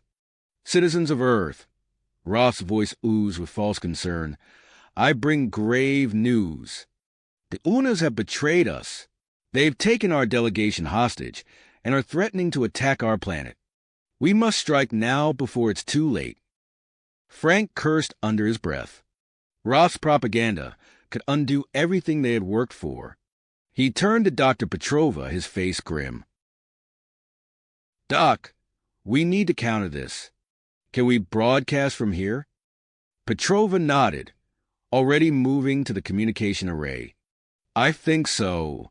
If we can tap into the ship's main antenna, we might be able to reach Earth directly." As they worked to establish a connection, Frank's mind raced. They needed to expose the truth, to show that the real threat came from extremists on both sides. And they needed to do it fast, before Roth's lies could spark a war that would destroy everything they had built. The control room buzzed with renewed urgency. Outside, the joint rescue fleet drew closer, while Vex forces regrouped for another assault. Frank knew that the next few moments would be crucial. The fate of two species hung in the balance, and he was right in the middle of it all. As Frank steeled himself for the next crucial moments, the ship's sensors suddenly lit up with new activity.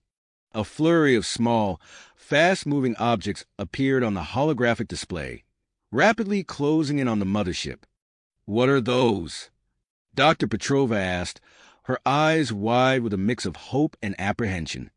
The UNA security officer studied the readouts, his multifaceted eyes narrowing. "Cloaked vessels," he announced. "They've only just dropped their stealth fields. It's a joint human-UNA strike force." Frank's heart leapt. "The cavalry's here," he muttered, allowing himself a brief moment of relief before snapping back into action. "We need to give them all the help we can. Dr. Petrova, can you access the ship's internal sensors?" Petrova nodded, her fingers flying over the alien controls. "I think so. What do you have in mind?" "If we can track Vex forces, we can feed that information to the strike team," Frank explained. "Give them a real-time map of the mothership's interior." As Petrova worked, Frank turned to the UNA's crew members. "We need to secure this room and prepare for extraction. Barricade the entrance and set up defensive positions." The alien crew sprang into action, moving with practiced efficiency. Frank marveled at how quickly they had gone from potential adversaries to allies united against a common threat. Suddenly, a familiar voice crackled over the ship's internal communication system. "This is Lieutenant Zaravash to all loyal crew members. I've secured the hangar bay and disabled key systems under Vex control. Strike team, you have a clear entry point." Frank grinned. Vosh had come through, creating the chaos they needed to turn the tide. Outside the control room, the sounds of battle intensified. Vex forces, caught off guard by the strike team's arrival and Vosh's sabotage, were falling into disarray. "Frank," Petrova called out, "I've got a secure line to the strike force. Patching you through now." A new voice filled the control room, crisp and authoritative. "This is Captain Sarah Howard. We're on board and moving to your position. What's your status?" Frank quickly relayed their situation, providing the strike team with the real-time data on Vex troop movements. He could hear the sounds of intense fighting through the comm link, punctuated by the alien whine of UNA's energy weapons. As the battle raged throughout the ship, Frank's comm unit crackled again. This time, it was Colonel Javier Ramirez, his voice tight with tension. "Frank, we've got a situation down here. Roth's activated some kind of sleeper cell. We're dealing with communication disruptions and false alarms. General Blackwood and Commander Krell are coordinating from a joint command center, but it's chaos." Frank cursed under his breath. Even now, Roth was trying to derail their efforts.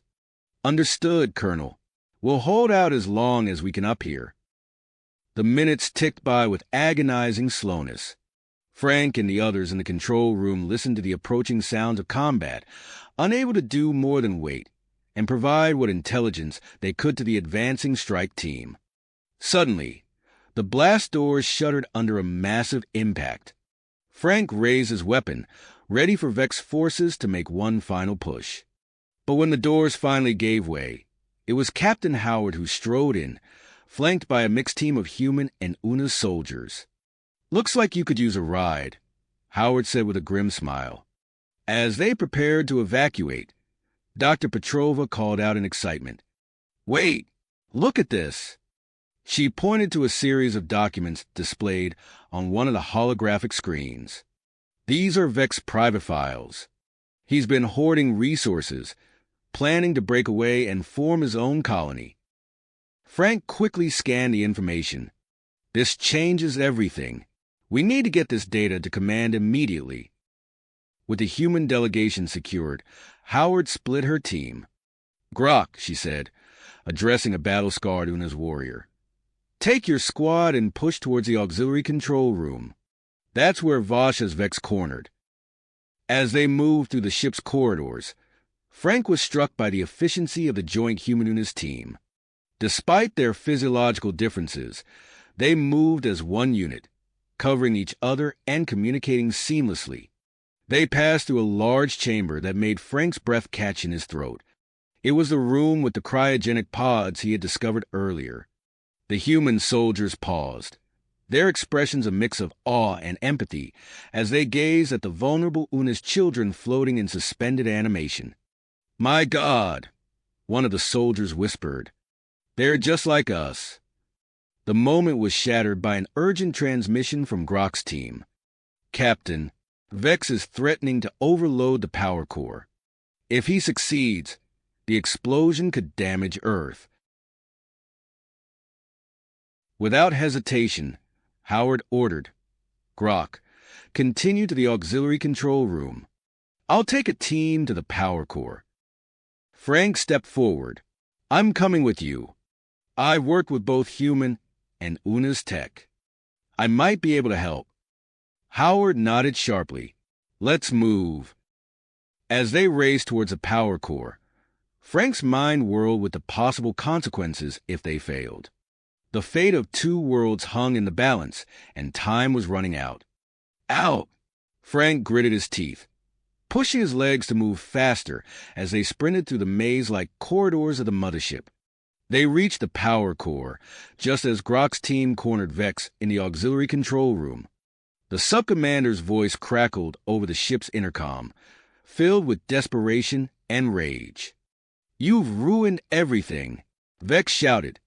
"If I can't have this ship, no one will." Frank and Howard burst into the core room, weapons raised. The massive chamber hummed with impossibly strong energy, the air crackling with electricity. At the far end, Vex stood at a control panel, his fingers hovering over a sequence of buttons. "Step away from the controls," Howard ordered, her voice steady despite the tension. Vex's multifaceted eyes darted between the humans and the panel. "You don't understand," he hissed. "The Unas need this ship. We can't rely on humans for our survival." Frank took a cautious step forward. "Vex, think about what you're doing. If you overload the core, you'll kill everyone on board, including your own people." For a moment, Vex hesitated. Then, with a snarl of defiance, he slammed his hand down on the panel. Alarms blared as the power core's containment field began to fluctuate. Frank rushed to a nearby console, his fingers flying over the alien controls as he tried to stabilize the system. "I need more time," he shouted over the rising whine of the core. Howard nodded grimly. "You've got it." She turned to her team. "Secure Vex and prep for immediate evac." As the soldiers moved to restrain the Una's sub-commander, Frank worked feverishly to prevent the core meltdown. Sweat beaded on his forehead as he rerouted power, desperately searching for a way to dissipate the building energy. Just when it seemed hopeless, an idea struck him. "The cryogenic pods!" he exclaimed. "We can use them as a heat sink." With seconds to spare, Frank redirected the excess energy into the cryogenic system. The ship shuddered violently, but slowly, the alarms began to quiet. The core's angry red glow faded to a steady blue. Howard let out a relieved breath. Nice work, Frank. Now let's get the hell out of here. As they made their way to the extraction point, Frank's mind raced with the implications of what had just transpired. They had prevented a catastrophe, but the aftermath of this crisis would reshape human-Una's relations forever. The Joint Strike Force, along with the rescued human delegation and their Una's prisoners, boarded a fleet of shuttles. As they pulled away from the Mothership, Frank watched through a viewport as the massive vessel slowly stabilized, no longer in danger of destroying itself or Earth. The journey back to Earth was tense but uneventful. As soon as they entered the atmosphere, Frank could see that things had already changed. The skies were filled with a mix of human and Una's aircraft, working in concert to secure the area around the landing zone. As the shuttle touched down, Frank saw a welcoming committee that would have been unthinkable just days ago. General Blackwood stood side by side with Commander Krell, flanked by a mix of human and Una's personnel. The moment the hatch opened, medical teams swarmed in. Frank found himself whisked away to a nearby facility, the events of the past few days catching up with him as exhaustion set in. In the medical center, human and Una's doctors worked side by side, their differences set aside in the face of a common goal. As they examined Frank, he overheard snippets of conversation about minor physiological changes and long-term exposure effects. Dr. Petrova, in the bed next to him, caught his eye and smiled wearily. "We did it, Frank," she said softly. "We showed them we can work together." Frank nodded, allowing himself to relax for the first time in what felt like ages. But even as he closed his eyes, he knew that this was just the beginning. The real work, building a lasting peace between humans and Unas, was only just starting. Outside the medical facility, he could hear the buzz of activity as the world adjusted to this new reality. There were voices raised in celebration, in concern, in curiosity. The future was uncertain, but for the first time, it seemed that humans and Unas might face it together. As Frank drifted off to sleep, his last thoughts were the challenges that lay ahead. The conspiracy had been thwarted, but its roots ran deep. There would be resistance, fear, and mistrust to overcome on both sides. But they had taken the first step, and that gave him hope. In his dreams, Frank saw a future where humans and Unas worked side by side, exploring the stars together.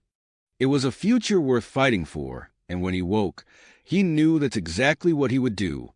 That's exactly what he would do. Frank awoke to the gentle beeping of medical equipment and the hushed voices of doctors and nurses. As his eyes adjusted to the bright lights of the medical facility, he realized that days had passed since their return from the Mothership. The world had changed in that short time, and he was about to discover just how much.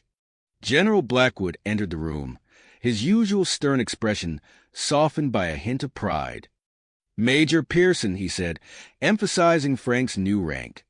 "How are you feeling?" Frank sat up, surprised by the promotion. "I'm recovering. Sir, what's the situation?" Blackwood briefed him on the formation of the Interspecies Cooperation and Security Initiative, a joint task force aimed at fostering collaboration between humans and Unas. "We need you, Frank. You've proven yourself capable of working with the Unas under extreme pressure. I'm appointing you as one of our key human liaisons within ICSI." Before Frank could fully process this information, alarms blared throughout the facility. Blackwood's comm unit crackled to life, and a voice filled with urgency came through. "General, we have a situation on Nova Terra. The colony is experiencing massive tectonic shifts and volcanic eruptions. They're requesting immediate assistance." Frank's heart raced as he remembered the human colony on the edge of their controlled space. Thousands of lives were at risk, and Earth's resources were stretched thin. He looked at Blackwood, seeing the same realization in the general's eyes. "Sir," Frank said, swinging his legs off the bed, "we need to consider all options for this rescue operation." Blackwood nodded grimly. "I know what you're thinking, Major. It's unprecedented, but it might be our only choice. Within hours, Frank found himself in a high-security briefing room, surrounded by human and UNA's officials. Commander Krell's holographic image flickered as he spoke. The ICSI proposes a joint rescue mission to Nova Terra, utilizing UNA's technology and resources alongside human assets. The room erupted into a cacophony of voices, some supportive, others vehemently opposed. Senator Harold Winters, appearing via video link, railed against the proposal. This is an unacceptable security risk. We cannot allow UNA's ships near our colonies. Despite the opposition, the urgency of the situation forced Earth's leadership to approve the mission. Frank was tasked with leading the human contingent, while Lieutenant Zaravash would command the UNA's forces. As Frank boarded the lead ship of the mixed fleet, he caught sight of Dr. Petrova on the launch pad below. She gave him a determined nod, indicating her own mission to adapt UNA's resource extraction technology for potential use on Nova Terra. The journey to Nova Terra was tense, with human and UNA's crew members working side by side, their past animosities set aside in the face of the impending crisis. Frank spent much of his time with Zaravash, coordinating their approach and rescue strategies. As they entered Nova Terra's star system, the ship's sensors lit up with warnings. Major Pearson called out a human technician. We're detecting a massive energy signature from the planet's surface. It's interfering with our systems. Frank rushed to the bridge, where Vosh was already analyzing the data. It's not natural, she said, her multifaceted eyes narrowing. The energy pattern suggests an artificial origin. As they drew closer to Nova Terra, the true scope of the disaster became clear. Massive fissures crisscrossed the planet's surface, spewing lava and ash into the atmosphere. Amid the chaos, a pulsing energy field emanated from what appeared to be an exposed alien structure. An artifact, Frank breathed, realizing the complexity of their mission had just increased exponentially. Vosh turned to him, her expression unreadable. This changes everything, Major. We must not only save the colonists, but also secure that artifact. The fate of both our species may depend on it. Frank nodded, keenly aware of the weight of their responsibility. As the rescue fleet prepared to enter Nova Terra's turbulent atmosphere, he couldn't help but think of the forces aligned against them back on Earth. Senator Winters and his supporters would use any failure or misstep to undermine the fragile human-UNA's alliance. The ship shuddered as they descended through layers of ash and debris. Frank gripped the console, his mind racing with plans and contingencies. They had to succeed. The lives of the colonists, the mysterious artifact, and the future of human-UNA's relations all hung in the balance. As they broke through the cloud cover, the full devastation of Nova Terra lay before them. The main colonial settlement was barely visible through the smoke and ash, surrounded by rivers of lava and collapsing terrain.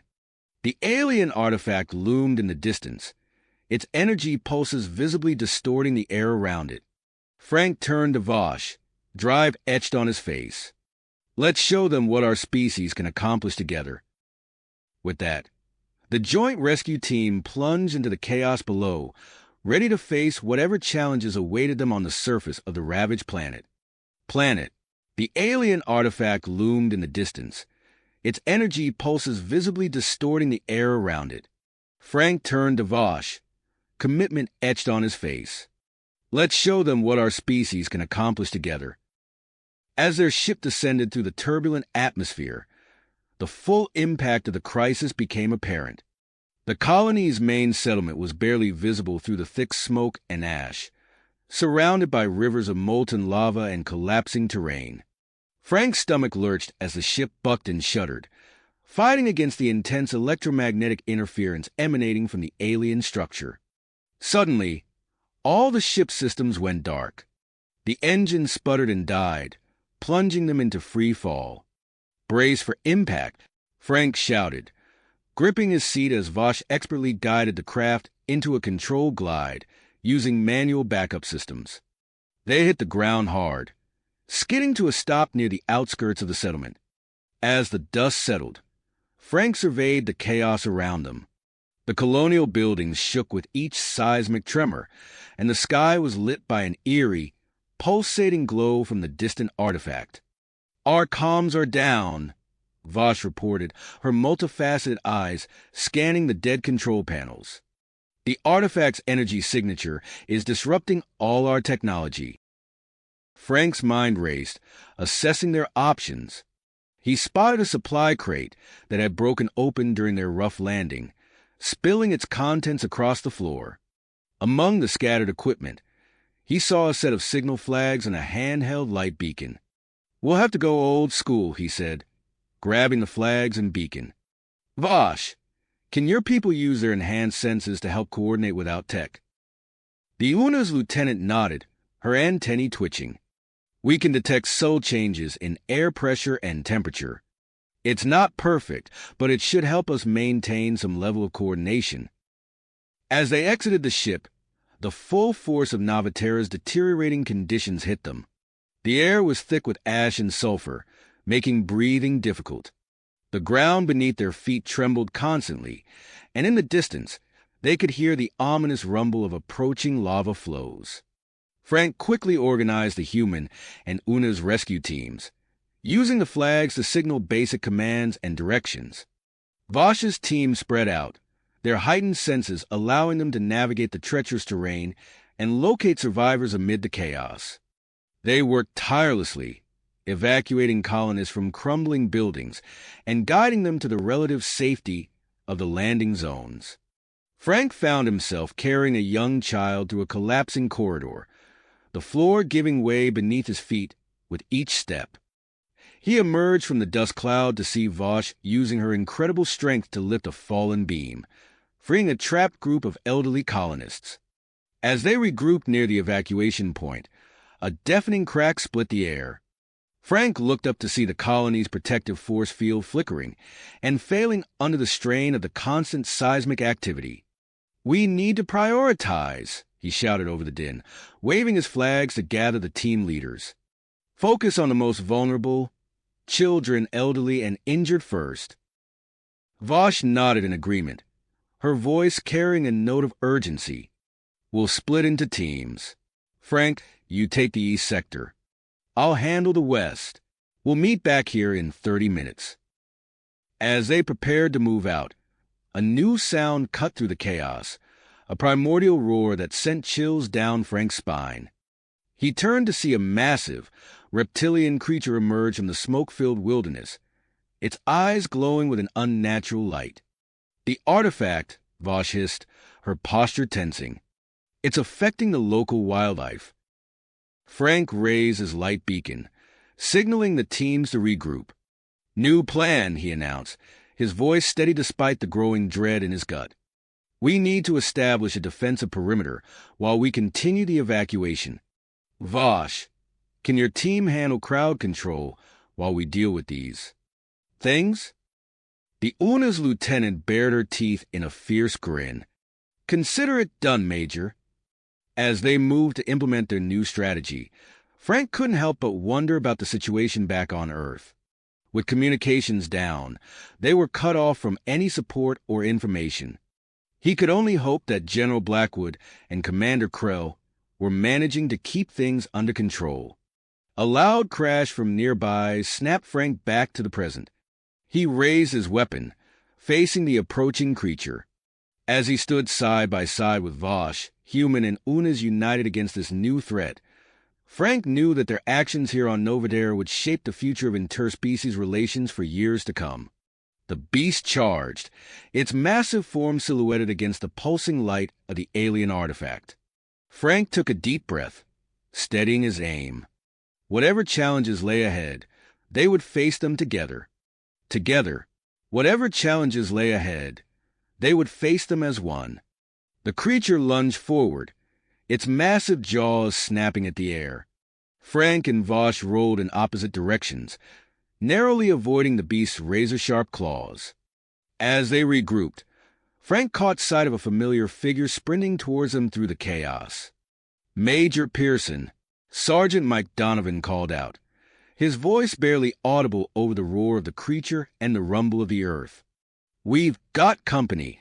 Frank's heart sank as he saw a fleet of shuttles descending through the ash-filled sky. He recognized the insignia immediately. It was Captain Alexei Volkov's human-only reinforcements. "Vosh!" Frank shouted, ducking under another swipe from the enraged beast. "We need to contain this situation fast. Can your team handle the creature while I deal with our new arrivals?" The Una's lieutenant nodded, her multifaceted eyes gleaming with drive. "Consider it done, Major. We'll keep this overgrown lizard busy." As Vosh coordinated her team's efforts to subdue the creature, Frank sprinted towards Sergeant Donovan, his mind racing with the implications of Volkov's arrival. "Donovan," Frank panted, reaching the sergeant, "I need you to make contact with Volkov's team, brief them on the situation, and stress the importance of our joint operation. We can't afford any misunderstandings right now." Donovan saluted crisply. "Understood. Sir, I'll do my best to keep things diplomatic." As the sergeant moved out with a small team, Frank turned his attention back to the crisis at hand. The colonial settlement's force field flickered ominously, its protective barrier weakening with each seismic tremor. "Dr. Howard," Frank called out, spotting the human colonist amid a group of engineers working feverishly on a tangle of equipment. "What's the status of the shield?" Sarah Howard wiped sweat and ash from her brow, her face etched with exhaustion and worry. "We're jury-rigging a solution with salvage parts, Major. It's buying us time, but I don't know how long it'll hold." Frank nodded grimly. "Do what you can, Doctor." Every minute counts. A crackle of static from his comm unit caught Frank's attention. It was Lieutenant Vosh, her voice strained but triumphant. "Major, we've subdued the creature. My team is ready to move on the artifact." "Excellent work, Vosh," Frank replied. "Proceed with caution. We don't know what other surprises that thing might have in store for us." As Vosh's team made their way towards a pulsing alien structure, Frank received an urgent communication from the rescue fleet in orbit. The news was grim. The artifact's energy emissions were destabilizing Nova Terra's atmosphere at an alarming rate. Frank's mind raced as he weighed his options. The planet was becoming increasingly uninhabitable, but abandoning the artifact could have catastrophic consequences. He knew he had to make a decision, and fast. Before he could issue new orders, Sergeant Donovan's voice crackled over the comm. "Major, we've made contact with Captain Volkov. He's not happy about the current arrangement." Frank suppressed a groan. "What's his stance, Sergeant?" "He's demanding to take control of the operation. Sir says he doesn't trust the UNA's involvement." This was exactly what Frank had feared. With time running out and the fate of Nova Terra hanging in the balance, he couldn't afford a power struggle. "Keep him talking, Donovan," Frank ordered. "I'm on my way." As he made his way to the meeting point, Frank caught sight of Vosh's team in the distance. They had reached the artifact's location, but something was wrong. The UNA's soldiers were gesturing frantically, their energy-dampening equipment seemingly ineffective against a shimmering barrier surrounding the structure. Frank's comm unit crackled to life once more. This time, it was Dr. Howard, her voice tinged with urgency. "Major, we've managed to stabilize the force field, but there's a problem. The radiation levels from the artifact are off the charts. We can maintain the shield, but we'll have to stay behind to do it." The weight of command pressed down on Frank like a physical force. He had to coordinate the artifact deactivation, manage Volkov's interference, ensure the continuation of the evacuation efforts, and now deal with the potential sacrifice of Dr. Howard's team. As he approached the landing site of Volkov's shuttles, Frank spotted an incoming UNA's warship on the long-range scanners. Its presence added yet another wild card to an already chaotic situation. With the ground shaking beneath his feet and the sky growing darker by the minute, Frank steeled himself for the confrontation with Captain Volkov. The next few moments would determine not just the fate of Nova Terra, but potentially the future of human-Una's relations. He caught sight of Volkov. The captain's face set in a hard scowl as he surveyed the joint human-Una's operation with obvious disdain. Frank took a deep breath, knowing that his next words could make or break their entire mission. "Captain Volkov," Frank called out, his voice carrying over the din of the evacuation efforts. "We need to talk." "Talk this out," Frank said, approaching the captain with his hands raised in a gesture of peace. "We're all on the same side here." Volkov's scowl deepened. "Are we? I see Unas everywhere, interfering with what should be a human operation." Frank took a deep breath, acutely aware of the precious seconds ticking away. "Captain, I understand your concerns, but we don't have time for this. The situation is critical, and we need every able body working together if we're going to save these colonists and neutralize that artifact." A tremor shook the ground, emphasizing Frank's point. Volkov's expression wavered, his eyes darting to the chaos surrounding them. "What do you propose, Major?" Volkov asked, his tone still guarded, but no longer openly hostile. "I need you to oversee the final stages of the evacuation," Frank said, seizing the moment. "Your ships and crews are fresh, and we need that edge to get everyone off-world safely." Volkov nodded slowly, the gravity of the situation finally seeming to sink in. "And the artifact? I'll handle that personally, along with Lieutenant Vosh and a mixed team of specialists," Frank replied. "We don't have the luxury of division right now, Captain. Every second counts." After a moment's hesitation, Volkov extended his hand. "Very well, Major. I'll coordinate the evacuation efforts. Good luck with that thing." As Volkov turned to bark orders at his crew, Frank's comm unit crackled to life. "Major, we're in position at the artifact site," Vosh reported. "But this barrier is unlike anything we've encountered before." "I'm on my way," Frank responded, already moving. He glanced back at Volkov, who was efficiently organizing his teams. At least that problem was temporarily solved. Frank sprinted across the unstable terrain, dodging debris and helping a few stragglers to safety as he made his way to the artifact site. The pulsing structure loomed before him, its energy barrier shimmering like a heat mirage. Vosh greeted him with a nod, her antennae twitching with nervous energy. "Our dampening technology isn't making a dent, Major. We need a new approach." Frank surveyed the scene, his mind racing. "What about a combination attack? Your dampeners, coupled with our explosives?" A glimmer of understanding flashed in Vosh's multifaceted eyes. "It could work. The dampeners might create a momentary weakness that your explosives could exploit."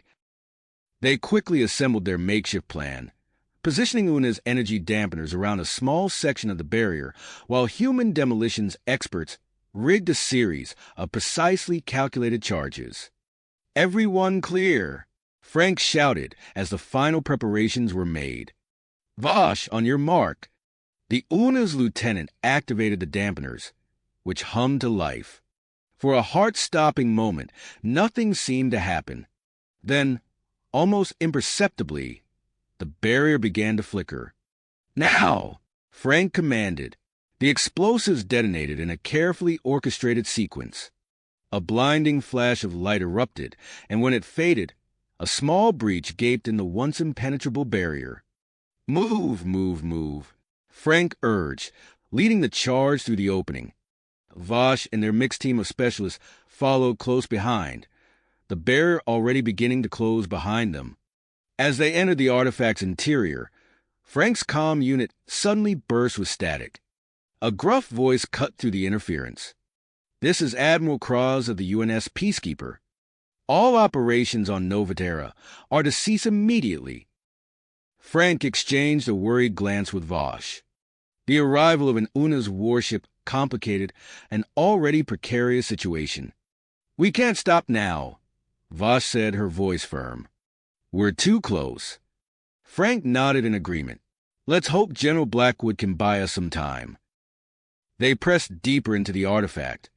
Its alien architecture, both beautiful and unsettling. Pulsing conduits of energy crisscrossed the walls and ceiling, converging on a central chamber ahead. As they approached the core, Frank's calm crackled again. This time, it was Dr. Petrova's voice, faint but discernible. Major Pearson, can you hear me? We've managed to establish a tenuous link. Loud and clear, Doctor, Frank replied, relief evident in his voice. We're inside the artifact. What are we looking for? You should see a series of interlocking crystalline structures, Petrova explained. They're likely the key to controlling the artifact's energy output. Frank scanned the chamber, quickly spotting the formations Petrova described. We see them. How do we shut this thing down? As Petrova began to explain the complex deactivation process, the ground beneath their feet shuddered violently. Frank stumbled, catching himself against a pulsing wall. Major, it was Captain Volkov's voice, urgent and strained. The force field around the settlement is failing. Dr. Howard and her team can't hold it much longer. Frank's mind raced, weighing their options. A simple deactivation might not be enough to save Nova Terra. They needed something more. Vosh, he said, turning to the unit's lieutenant. What if we redirected the artifact's energy instead of just shutting it down? Use it to stabilize the planet's core? Vosh's antennae twitched as she considered the idea. It's risky, but it might be our only chance to save both the colonists and the planet. Frank nodded grimly. Dr. Petrova, did you catch that? We need to repurpose this energy, not just shut it down. Can you guide us through it? It's highly experimental, Petrova warned, but given the circumstances, it may be our best option. I'll do what I can to assist. As they began the delicate process of rerouting the artifact's immense power, a new threat emerged. Small, drone-like entities detached from the walls, their crystalline bodies glowing with the same energy that pulsed through the artifact. Defensive systems, Vosh shouted, ducking as one of the drones swooped towards her. Frank raised his weapon, firing at the swarm of drones while trying to maintain his focus on the critical task at hand. Keep working on the energy redirection, he ordered. I'll hold them off. The chamber erupted into chaos as Frank and several team members engaged the swarm, their weapons fire echoing off the alien walls. Vosh and the remaining specialists worked feverishly, following Petrova's instructions to manipulate the artifact's core. Suddenly, a massive tremor rocked the entire structure. Frank's comm unit exploded with chatter. The planet's breaking apart. Volkov yelled over the noise. Major, Admiral Kraz is threatening to open fire. General Blackwood's voice cut in. We're out of time. Frank looked at Vosh, both of them knowing what needed to be done. They had one chance to get this right. Initiating energy redirection now, Vosh announced, her hands dancing over the alien controls. A surge of power coursed through the chamber, so intense that Frank could feel it in his bones. The drones fell from the air, deactivated by the massive energy shift. For a moment, everything went still. Then, slowly, the tremors began to subside. Frank's comm unit crackled with reports from the surface. The storms were dissipating, the seismic activity stabilizing. But something was wrong. The energy levels were fluctuating wildly, threatening to overload their equipment and possibly trigger a catastrophic reaction. It's too much, Vosh shouted over the rising whine of energy.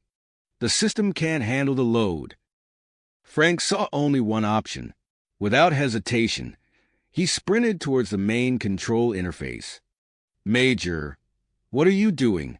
Vosh called out. Manual adjustment, Frank replied, his hands already moving across the alien controls. Get everyone out of here now. As Vosh reluctantly began to evacuate the team, Frank focused all his attention on stabilizing the energy flow. He could feel the heat building, the radiation seeping through his protective gear. With a final push, Frank managed to route the excess energy deep into Nova Terra's core. The artifact's pulsing glow began to fade, its systems powering down. As darkness crept into the edges of his vision, Frank saw Vosh rushing towards him. He tried to speak, to tell her to leave him behind, but no words came out. The last thing Frank heard before losing consciousness was Vosh's voice, urgent and filled with an emotion he had never heard from her before. "Major down! I need immediate medical evacuation." As Frank's world faded to black, the fate of Nova Terra and the future of human-Una's relations hung in the balance, dependent on the combined efforts of two species united in the face of unprecedented crisis. The world spun back into focus as Frank's eyes fluttered open. The sterile white ceiling of a medical bay greeted him, a far cry from the pulsing alien architecture he last remembered. His body felt heavy, leaden, as if he'd been hit by a freight train. "He's awake," a familiar voice said, tinged with relief. Frank turned his head, wincing at the effort, to see Lieutenant Vosh standing beside his bed. Her antennae twitched with what he now recognized as concern. "Welcome back, Major," she said, her multifaceted eyes fixed on him. "You gave us quite a scare." Frank tried to speak, but his throat was dry and raw. A human nurse quickly approached, offering him water. After a few sips, he managed to croak out, "Nova Terra?" "Stabilized, thanks to you," Vosh replied. "The artifact's energy successfully reinforced the planet's core. The storms have dissipated and the seismic activity has ceased." Frank nodded, relief washing over him. But there was something in Vosh's tone, a tension that suggested not all was well. "What are you telling me, Lieutenant?" Vosh's antennae drooped slightly. "The planet is cooling rapidly. Our scientists estimate it may become uninhabitable within months." Before Frank could respond, the door slid open, revealing Captain Volkov. The man's usual scowl was absent, replaced by an expression Frank couldn't quite read. "Major Pearson," Volkov said, nodding respectfully. "Good to see you awake. Your actions down there, they were exemplary." Frank blinked, surprised by the captain's words. "Thank you, sir, but I couldn't have done it without Lieutenant Vosh and her team." Volkov's gaze shifted to the UNA's officer. "Indeed, your people performed admirably, Lieutenant. I may have misjudged the benefits of our alliance." The admission seemed to cost Volkov, but his words were sincere. Vosh's antennae perked up in surprise, and she inclined her head in acknowledgement. "What's our status?" Frank asked, trying to sit up. The nurse gently pushed him back down. "The evacuation is proceeding faster than expected," Volkov reported. "We received unexpected assistance from Admiral Kraz and the UNS Peacekeeper. Their support has been invaluable." Frank's eyebrows shot up. "The Peacekeeper is helping? What changed?" "Apparently, our joint effort made quite an impression," Vosh explained. "The Admiral witnessed our collaboration firsthand and decided to lend his support." As they spoke, Frank's mind raced, considering the implications of these developments. The cooling planet, the artifact's power, the strengthening alliance between humans and UNAs. "We can't abandon Nova Terra," he said suddenly, his voice stronger now. "Not when we've just scratched the surface of what that artifact can do." Volkov and Vosh exchanged glances. "What are you suggesting, Major?" the captain asked. "A joint outpost," Frank replied, his excitement growing as the idea took shape. Human and UNA's scientists working together to study the artifact, maybe even find a way to terraform the planet. Vosh's antennae quivered with interest. "It's an intriguing proposal. The scientific potential alone would be enormous." Volkov nodded slowly, considering. "It would certainly send a strong message about our commitment to cooperation. I'll present the idea to our superiors." As they discussed the potential of the outpost, Frank's comm unit on the bedside table chirped. Vosh handed it to him, and he activated the holographic display. General Blackwood's face materialized, looking tired but triumphant. "Major, good to see you up," Blackwood said. "I've got news from Earth. Senator Winter's motion to sever ties with the UNAs has been defeated. Your mission success came at just the right moment." Frank let out a breath he didn't realize he'd been holding. "That's a relief, sir, but I have a feeling our work is not nearly finished." Blackwood nodded grimly. "You're right about that. Dr. Petrova's team has made some preliminary findings about the artifact. It seems we're dealing with something much bigger than we initially thought." As the general began to elaborate on Petrova's discoveries, Frank felt a mix of excitement and apprehension. The artifact was part of a larger network, spanning multiple star systems. The implications were staggering. "Sir," Frank interrupted, "I have a proposal regarding Nova Terra and the artifact. A joint human-UNAS outpost for continued study and potential terraforming efforts." Blackwood's eyebrows rose. "Ambitious, Major. But given recent events, it might just fly. I'll bring it up with the Council and our UNA's counterparts." As the call ended, Frank noticed Volkov looking at him with newfound respect. "You don't do anything by halves, do you, Pearson?" Frank managed a weak smile. "Life's too short for half measures, Captain." Just then, the medical bay's door slid open again.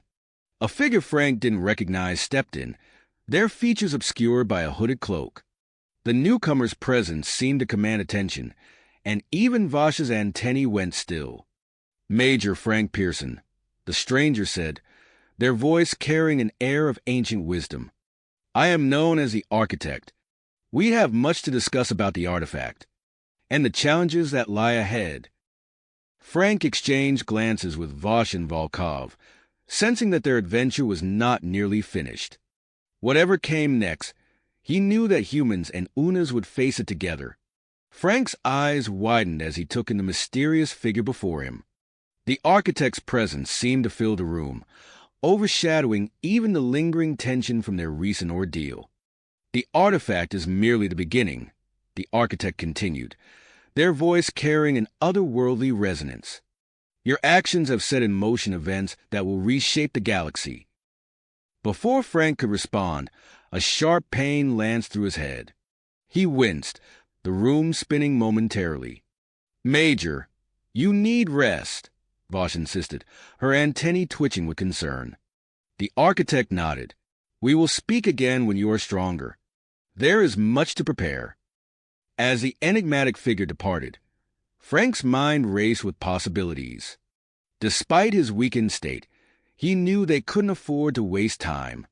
Over the next few weeks, as Frank recovered, plans for the Nova Terra outpost began to take shape. From his hospital bed, he coordinated with Vosh, Volkov, and Dr. Petrova to assemble a specialized team for this unprecedented joint venture. The day Frank was cleared for duty, he found himself standing before a diverse group of human and UNAS experts. Engineers, geologists, xenobiologists, and security personnel filled the briefing room, their faces a mix of excitement and apprehension.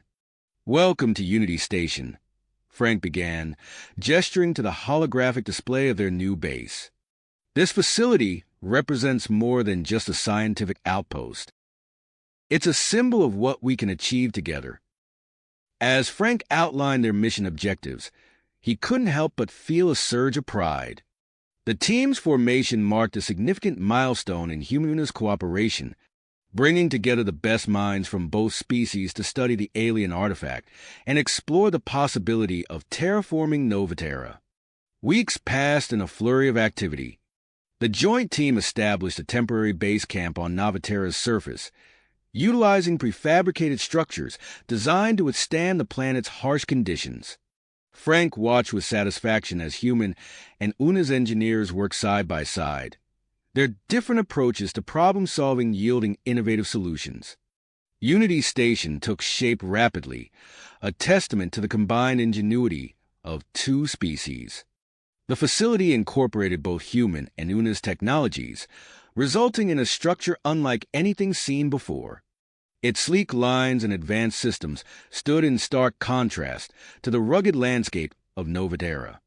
As construction progressed, Dr. Petrova led a team of scientists in conducting preliminary scans of the alien artifact. Frank joined her one evening as she pored over the latest data. "Major, look at this," Petrova said, her eyes alight with excitement.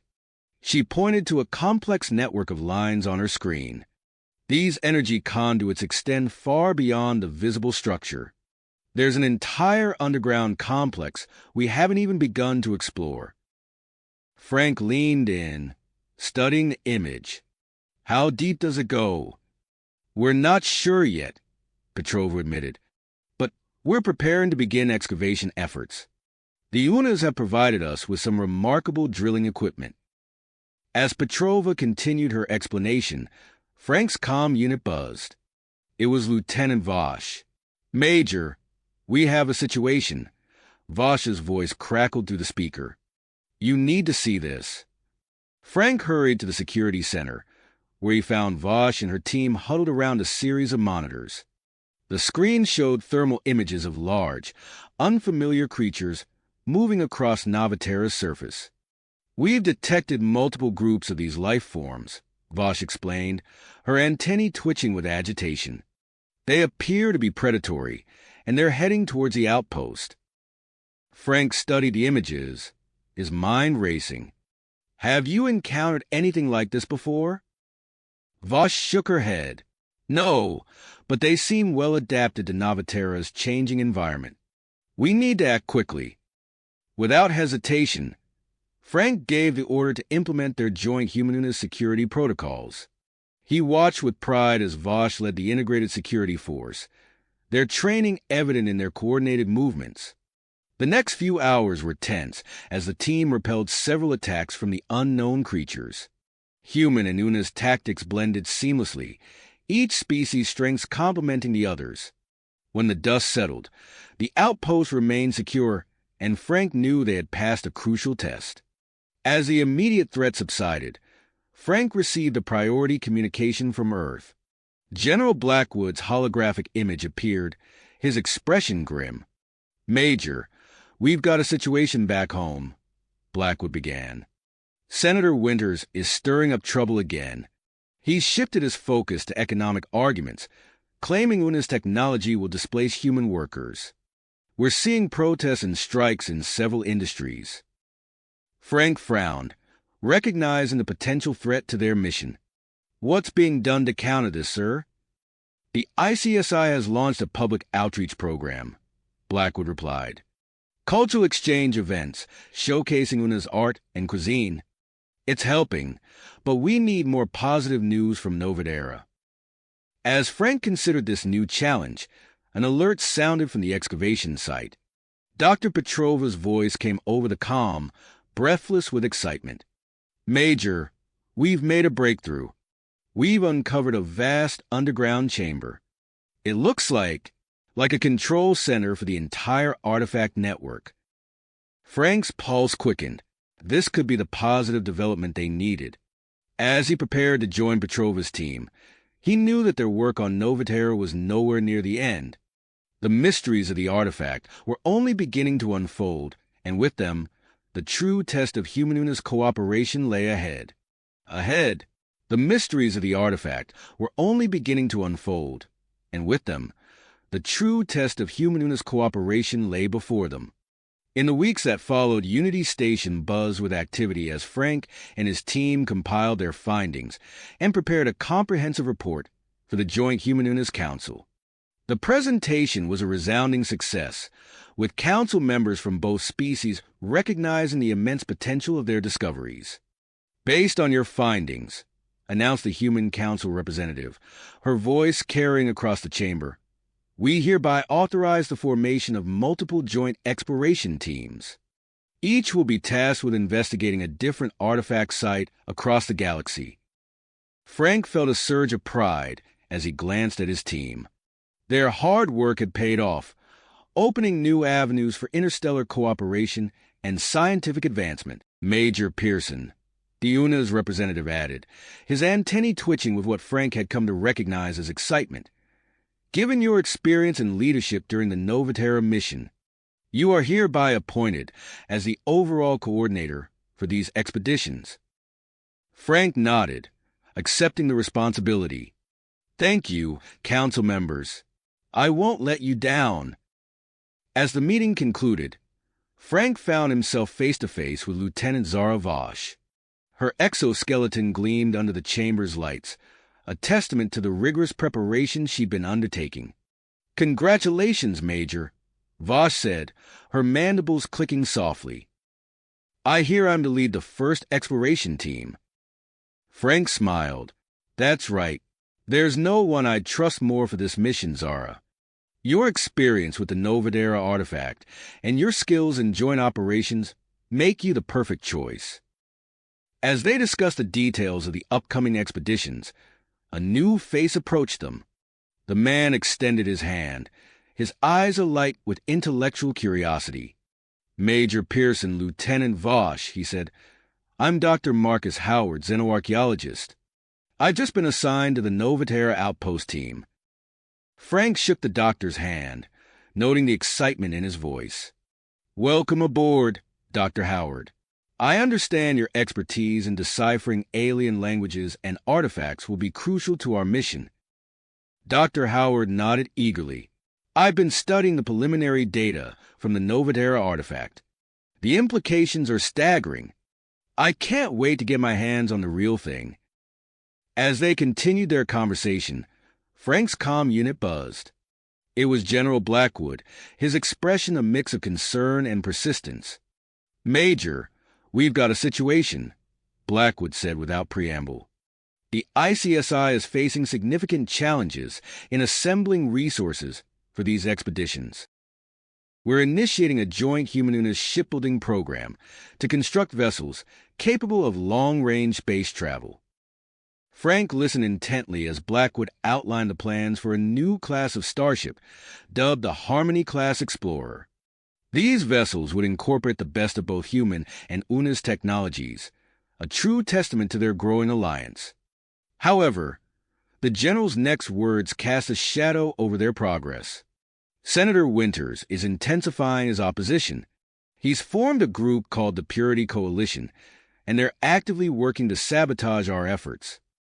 Frank's eyebrows furrowed. What kind of sabotage are we talking about, sir? They just attempted a cyber attack on the Nova Terra outpost communication systems, Blackwood replied grimly. Admiral Cross is implementing enhanced protection measures as we speak. As Frank processed this new threat, Dr. Petrova burst into the room, her face flushed with excitement. Major, you need to see this, she exclaimed, gesturing for them to follow her. They hurried to the science lab, where a holographic display showed a small area near Unity Station. The barren landscape was transforming before their eyes, patches of vegetation sprouting from the once lifeless soil. We've done it, Petrova said, her voice filled with awe. We've successfully activated a small-scale terraforming process. It's working, Frank. We can restore Nova Terra's habitability. The implications of this breakthrough were enormous. As Frank watched the tiny oasis grow, he knew that their success would generate excitement among both the scientific community and potential colonists. In the midst of this triumph, Frank's thoughts turned to the mysterious figure known as the Architect.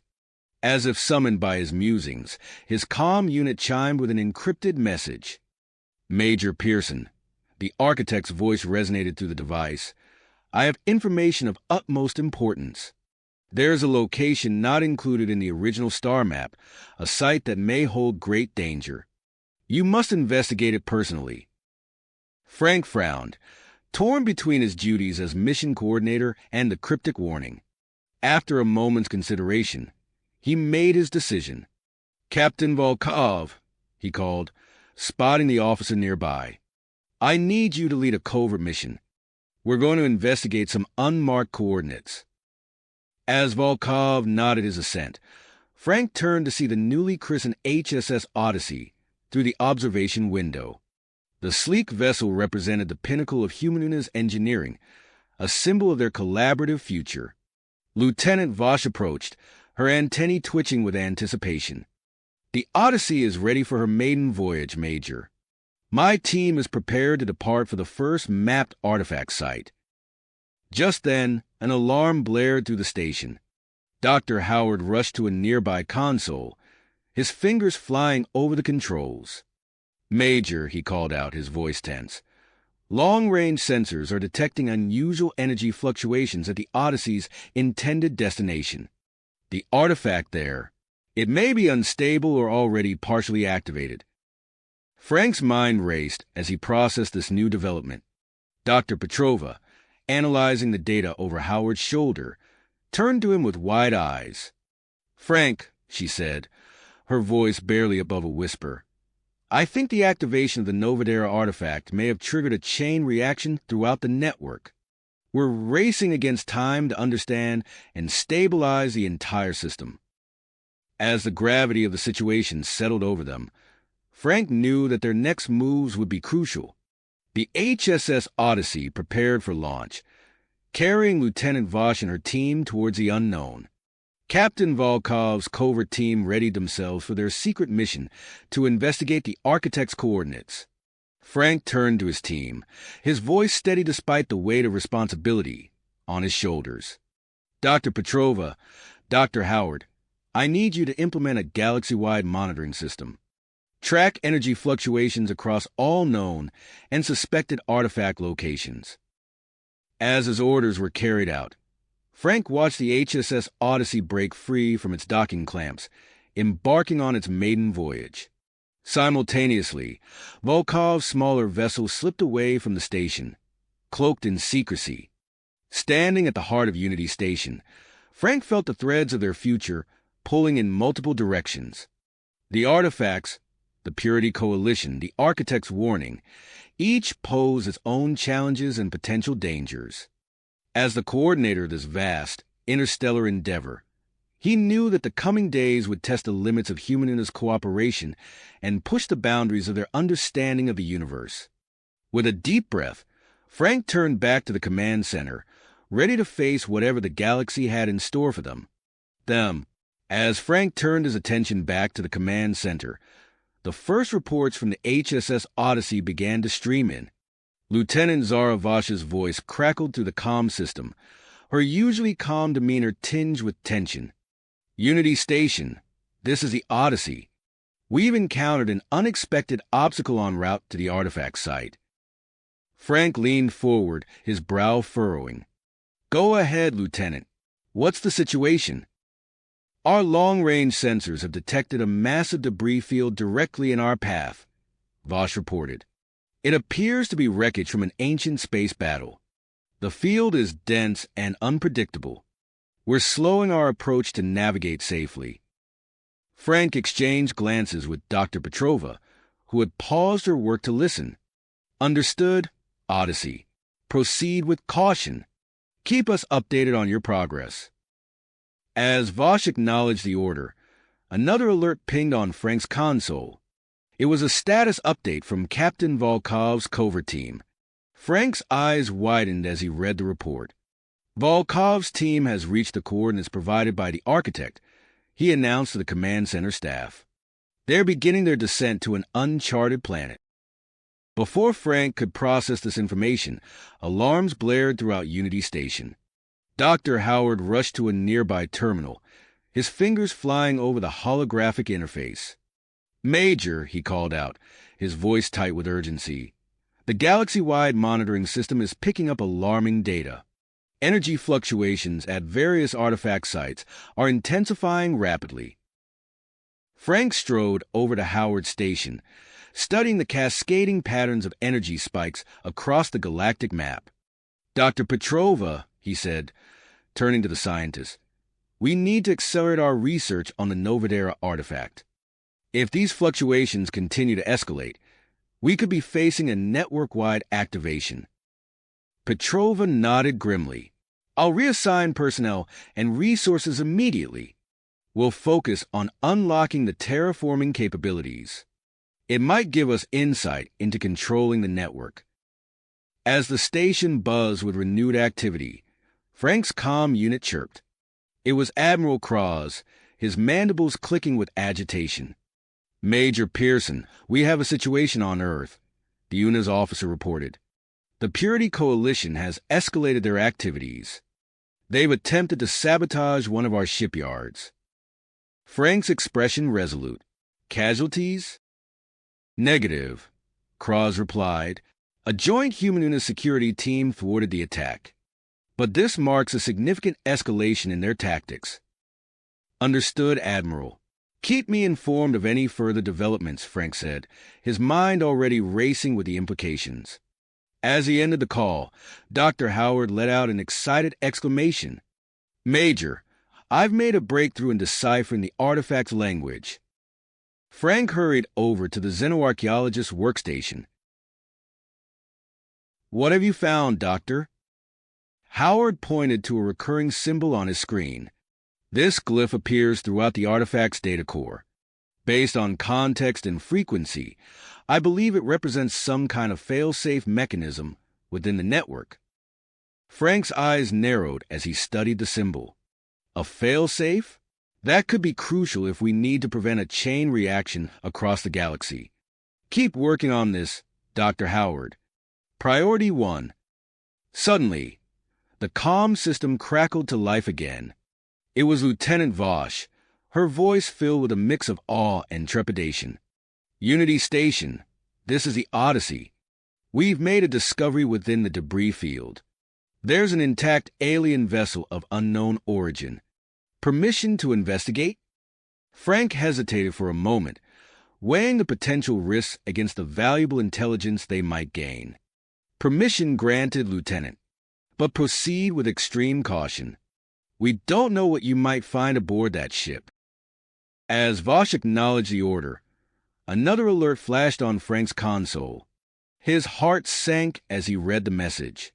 Captain Volkov's team had crash-landed on the uncharted planet, their ship disabled and communications damaged. Frank turned to his command staff, his voice steady despite the gravity of the situation. We have multiple developing situations. I need everyone at their best. Dr. Petrova, continue your work on the artifact. Dr. Howard, focus on that fail-safe mechanism. I want hourly reports on the energy fluctuations across the network. As the team dispersed to their tasks, Frank stared out at the stars visible through Unity Station's observation window. The HSS Odyssey was out there, carefully maneuvering through a graveyard of ancient warships. Volkov and his team were stranded on an unknown world.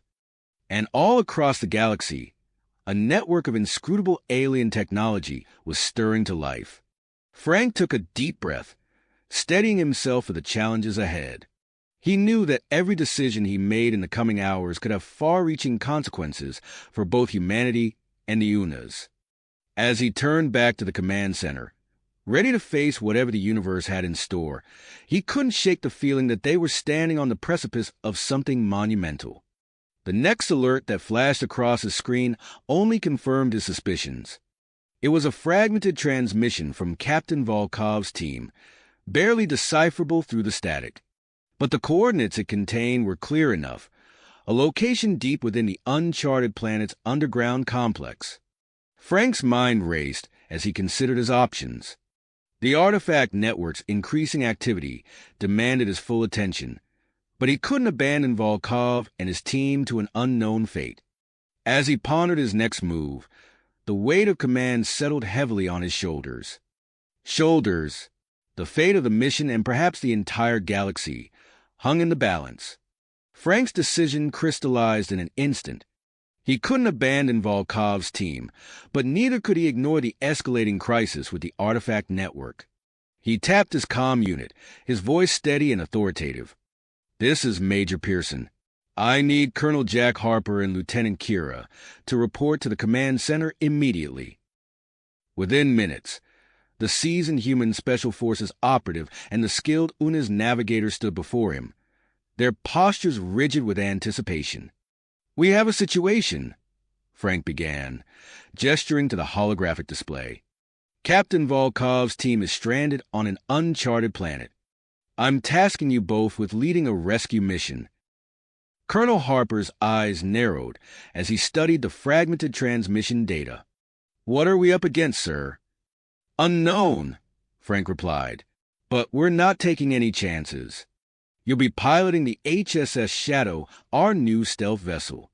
It's equipped with the latest in human UNA's cloaking technology."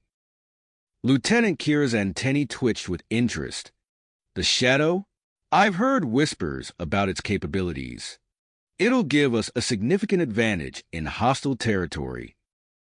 As Frank briefed the rescue team, alarms blared once again throughout the command center. Dr. Howard's voice cut through the chaos. "Major, we're detecting massive gravitational anomalies along the Shadow's projected flight path." Frank strode to the scientist's station, his brow furrowing as he examined the data. "Is it related to the artifact network's reactivation?" Howard nodded grimly. "It appears the energy fluctuations are affecting the very fabric of space-time. The rescue mission just got a lot more complicated."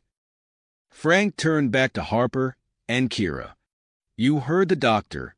This mission is critical, but the risks have increased exponentially. Are you still prepared to go?" The human and UNA's exchanged a look of commitment before Harper spoke for both of them. "We're ready, sir, just give the word." As the rescue team departed to prep the Shadow for launch, Frank's attention was pulled to another incoming transmission. Lieutenant Vash's face appeared on the main screen, her expression a mix of excitement and concern. "Major Pearson, we've completed our investigation of the derelict vessel," she reported. "We recovered data crystals containing information about the ancient civilization and the artifact network. But, sir, we have a problem." Frank leaned forward, his hands gripping the edge of the console. "Go, Lieutenant."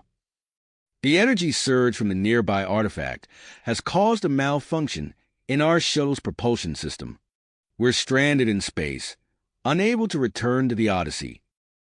Before Frank could respond, another alert flashed across the screen. His heart sank as he read the message from Admiral Cross. "The Purity Coalition has launched coordinated attacks on ICSI facilities worldwide," Frank announced to the command center staff. "Communication hubs, research centers, shipyards, they're all under assault." The command center erupted into a flurry of activity as personnel scrambled to assess the damage and coordinate responses. Frank felt the weight of command pressing down on him as he juggled the multiple crises unfolding simultaneously. "Dr. Petrova," he called out, "what's the status of your research on the Nova Terra artifact?" The scientist looked up from her workstation, her eyes bright with the thrill of discovery despite the chaos around them. "Major, we've made a breakthrough. We've uncovered a method to potentially stabilize the entire artifact network using a specific resonance frequency." Frank's pulse quickened. That could be the key to preventing a catastrophic chain reaction. What do you need to implement it? Petrova's expression grew serious. "That's the catch. We need access to the central control hub of the network, and we have no idea where that might be." As if in response to her words, Dr. Howard's voice cut through the din of the command center. "Major, I've identified a set of coordinates hidden within the fail-safe mechanism symbol. They point to a location in deep space, far beyond our current exploration range." Frank's mind raced as he connected the dots. Could that be the location of the central control hub? Before anyone could respond, the main screen flashed with an incoming transmission from Earth. Senator Winter's face appeared, his expression grim. "Major Pearson," the senator began, his voice dripping with barely concealed hostility, "in light of the Purity Coalition's attacks, I am introducing emergency legislation to severely restrict human UNA's cooperation. We will be recalling all joint expedition teams immediately." Frank felt a surge of anger and frustration. Everything they had worked for was on the verge of unraveling. He knew he had to act fast to salvage the mission and the future of human-Una's relations. "Senator," Frank replied, his voice steady despite the turmoil in his gut, "I urge you to reconsider. We are on the brink of unprecedented discoveries that could benefit both our species. Abandoning our efforts now would be a grave mistake." As Frank prepared to present the latest findings from Dr. Petrova and Dr. Howard, he glanced out the observation window. The HSS Shadow was departing, its sleek form shimmering as the cloaking technology engaged. Colonel Harper and Lieutenant Kira were embarking on their perilous rescue mission to the uncharted planet. Simultaneously, on the main screen, he could see the Global Assembly convening for an emergency session to debate Senator Winter's proposal. The fate of the entire cooperative effort hung in the balance. Frank took a deep breath, steeling himself for the challenges ahead. With Vash's team stranded in space, Volkov's team lost on an alien world, and the artifact network continuing its ominous reactivation, he knew that the next few hours would be crucial. As he prepared to make his case to the Global Assembly, Frank silently hoped that the scattered teams across the galaxy would find a way to overcome the obstacles before them. The command center of Unity Station buzzed with tension as Frank began his transmission to Earth. Knowing that the future of human-Una's relations and potentially the entire galaxy now rested on his words, and the actions of his team spread across the stars. Cosmos. Frank's words flowed with urgency, his voice carrying the weight of the monumental discoveries and challenges they faced. As he spoke, the main screen split to show the Global Assembly convening for their emergency session. The chamber buzzed with activity. Delegates from nations across Earth engaged in heated debates. Senator Winters stood at the podium, his face set in unwavering dedication as he presented his case for restricting human-Una's cooperation. Frank's impassioned transmission cut through the noise, causing several key Assembly members to pause and listen. He outlined the breakthroughs made by Dr. Petrova and Dr. Howard, emphasizing the potential benefits for both species. "We stand at the threshold of unprecedented discovery," Frank declared, his eyes burning with intensity. "The artifact network represents not just scientific advancement, but a chance for humanity and the Unas to secure a brighter future for generations to come." As Frank's words resonated through the assembly hall, an alert flashed on his console. Security footage from Earth showed a massive gathering outside the assembly building. Tens of thousands of humans and Unas stood side by side, their voices rising in unison. The camera panned across the crowd, capturing the sea of faces and the forest of signs and banners. "Unity for the future," read one. "Human-Una's cooperation now," declared another. The sheer scale of the demonstration sent ripples through the assembly. Frank allowed himself a small smile before refocusing on the multiple crises at hand. He turned to Dr. Petrova, who was hunched over her workstation, surrounded by a team of human and Una scientists. "Doctor, what's the status of your stabilization method?" Petrova looked up, her eyes bright with excitement despite the dark circles beneath them. "We've constructed a prototype, Major. Initial tests on the Nova Terra artifact show promising results. We've managed to temporarily reduce energy fluctuations in the local area." Frank nodded, his mind already racing ahead. "Excellent work. Prepare a detailed report for transmission to Earth. This could be the key to swaying the Assembly's decision." As Petrova returned to her work, Dr. Howard approached, his tablet clutched tightly in his hand. "Major, I've made a significant breakthrough in understanding the artifact network's purpose." Frank gave him his full attention. "Go on, Doctor." Howard's fingers flew across the tablet as he pulled up a series of complex diagrams and symbols. "Based on my analysis of the alien language and symbols, I believe the network was designed as a galaxy-wide terraforming and climate control system. It has the potential to make inhospitable planets habitable on a massive scale."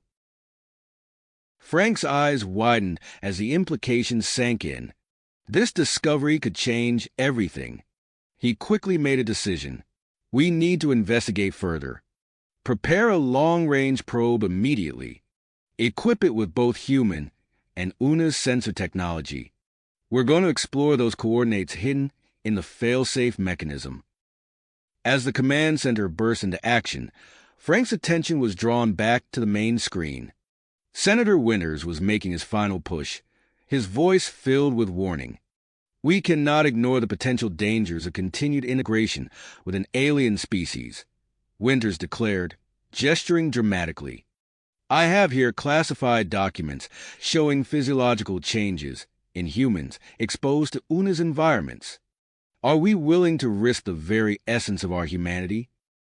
A murmur of concern rippled through the assembly. Frank felt a surge of frustration, but before he could respond, another voice cut through the tension. Dr. Amelia Chen, a leading xenobiologist from the ICSI, stepped up to the podium. Her calm demeanor contrasted sharply with Winter's impassioned rhetoric. Colleagues, let's examine the facts, Chen began, her voice steady. Yes, there are physiological changes, but our research shows they are minor and potentially beneficial adaptations to new environments. She nodded to someone off-screen, and a series of holographic displays appeared, showcasing data and testimonials from human scientists who had worked closely with the UNAs. As the debate on Earth intensified, Frank received an incoming transmission from the HSS Shadow. Colonel Harper's face appeared on the screen, his expression taut with concentration. Major, we've reached Volkov's crash site, Harper reported. No sign of the captain or his team at the wreckage, but we've found tracks leading to an entrance. We're about to enter the underground complex. Frank leaned forward, his hands gripping the edge of the console. Understood, Colonel. Proceed with caution. We don't know what you'll find down there. As Harper's transmission ended, another alert flashed across the screen. The long-range probe had reached its destination and was beginning to transmit data. Frank felt a surge of anticipation as the first images appeared. A massive structure floated in the void of deep space, surrounded by an energy field unlike anything they had ever seen. The central control hub of the artifact network. As he stared at the awe-inspiring sight, Frank knew that the next few hours would determine not just the future of human-UNA's relations, but potentially the fate of the entire galaxy. The pieces were in motion, and all he could do now was guide them as best he could towards what he hoped would be a brighter future for all. All of humanity, and the UNAs would emerge stronger and more united.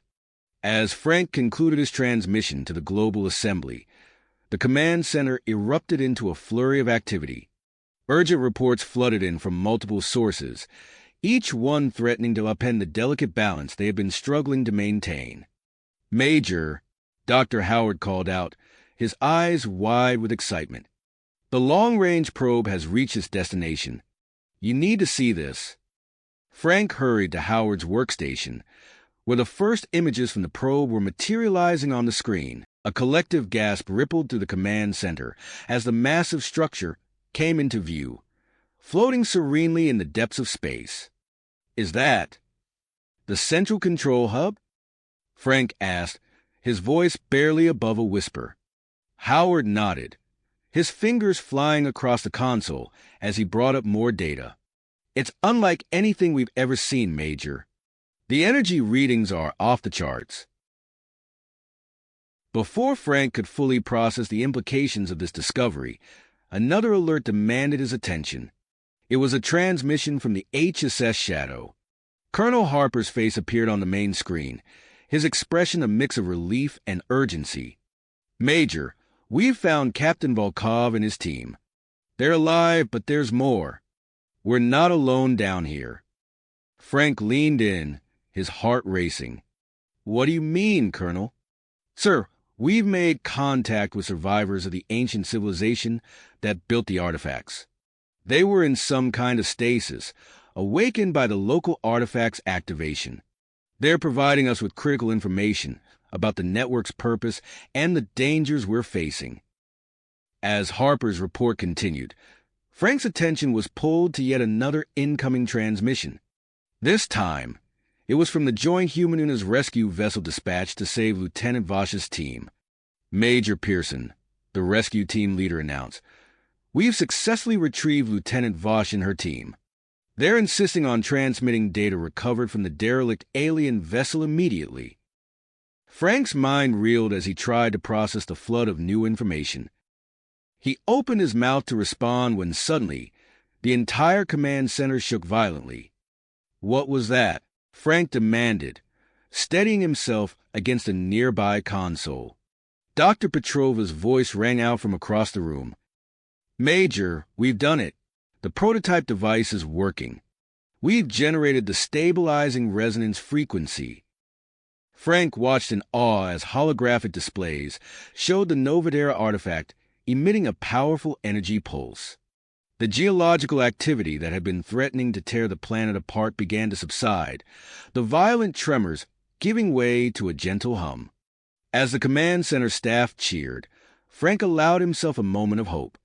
But the reprieve was short-lived as Admiral Kraw's face appeared on the main screen, his expression grave.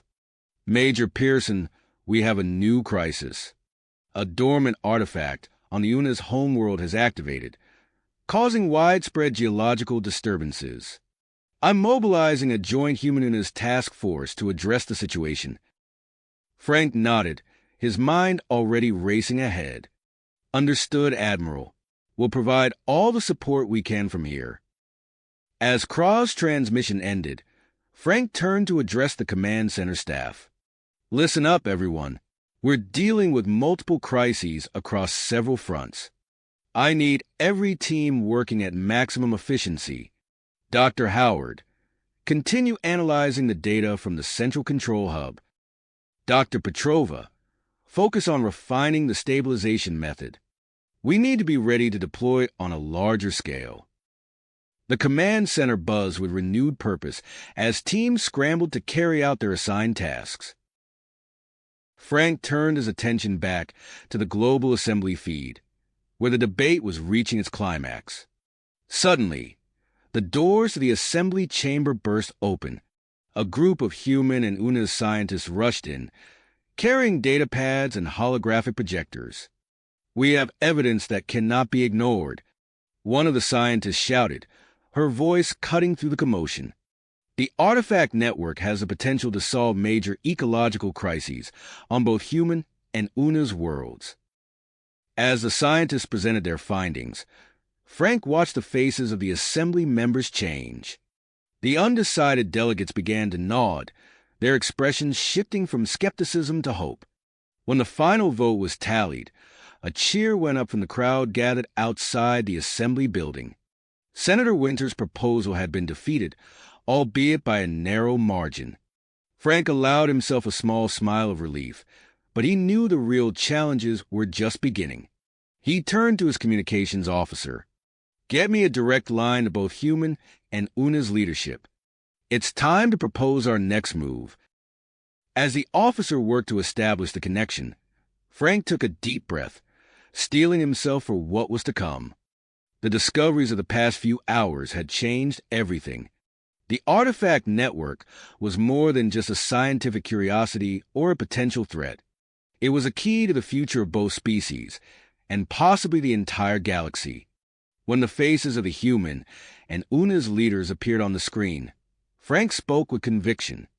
"We've made incredible progress, but we're also facing unprecedented dangers. I believe our only choice now is to mount a joint expedition to the central control hub itself." He paused, letting the weight of his words sink in. "I know it's a risky proposal, but the potential rewards are immeasurable. We have a chance not just to save our worlds, but to unlock the full potential of the artifact network." As the leaders began to debate the merits of his plan, Frank could sense the tide of history turning. Whatever the outcome, he knew that the next few days would shape the destiny of both humans and Unas for generations to come. "Come." The faces of the human and Una's leaders on the screen were a mix of concern and dedication as they absorbed Frank's proposal. After a moment of tense silence, the UNA's Prime Minister spoke. Major Pearson, your plan is bold, but the risks are considerable. We need time to discuss this with our respective councils. Frank nodded, understanding the gravity of his request. Of course, Prime Minister. I'll await your decision. As the transmission ended, Frank turned to his team. All right, everyone, we've set things in motion. Now, we prepare for every possible outcome. Over the next few hours, the command center buzzed with activity as reports continued to pour in from various fronts. Frank found himself constantly shifting between coordinating efforts on Nova Terra, monitoring the situation on the UNA's homeworld, and preparing detailed briefings for both human and UNA's leadership. Just as Frank was reviewing the latest data from Dr. Petrova's stabilization experiments, his communications officer called out, Major, incoming transmission from Earth. It's a joint statement from human and UNA's leadership. Frank straightened, his heart racing. This was it, the moment that would determine the course of both their species. The main screen lit up, showing the solemn faces of the UN Secretary-General and the UNA's Prime Minister. Major Pearson, the Secretary-General began, after careful consideration and intense deliberation, we have reached a unanimous decision. Your proposal for a joint humanist expedition to the Central Control Hub has been approved. A collective exhale of relief swept through the command center. Frank allowed himself a brief smile before refocusing on the screen. The UNA's Prime Minister continued, We recognize the critical importance of this mission to the survival of both our civilizations. Preparations will begin immediately. As the transmission ended, Frank turned to address his team. You heard them. We have a go. Dr. Howard, I want you to start compiling all the data we have on the artifact network. Dr. Petrova, focus on adapting your resonance frequency device for space travel. We'll need it on this mission. The command center erupted into a flurry of activity as everyone set to work with renewed purpose.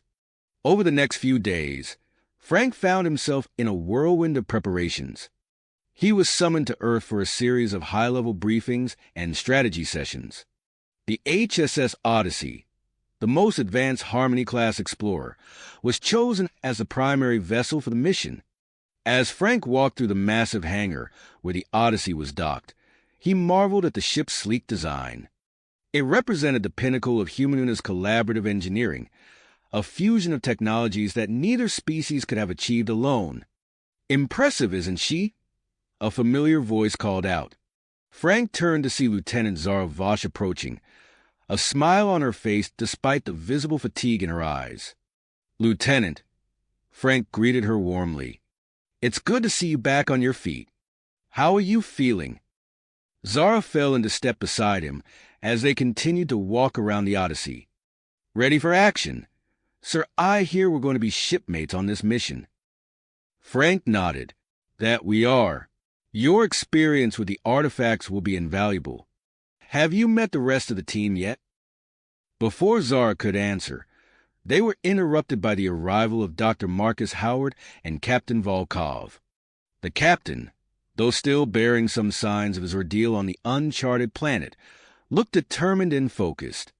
Major, Volkov said, extending his hand, it's an honor to be part of this mission. I only wish the circumstances were less dire. As the team gathered around, discussing the upcoming expedition, Frank felt a mix of anticipation and trepidation.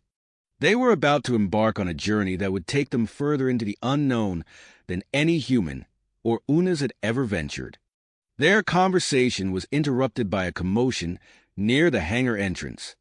Colonel Jack Harper strode in, flanked by a team of security personnel. Major, Harper called out as he approached, we've just foiled an attempt by the Purity Coalition to sabotage the Odyssey. They tried to plant explosives on the ship. Frank's expression hardened. Any casualties? Harper shook his head. No, sir, we caught them before they could do any damage. But it's clear they're getting desperate. As Harper briefed them on the security measures being put in place, Frank's mind raced. The Coalition's actions only underscored the importance of their mission. They weren't just racing against the clock. They were fighting against those who would see their efforts fail. Suddenly, alarms blared throughout the facility. Frank's comm unit crackled to life with an urgent message from Mission Control. Major Pearson, we're detecting unusual energy signatures from multiple artifact sites across Earth and UNA's territories. The network's reactivation is accelerating. Frank exchanged grim looks with his team. Understood.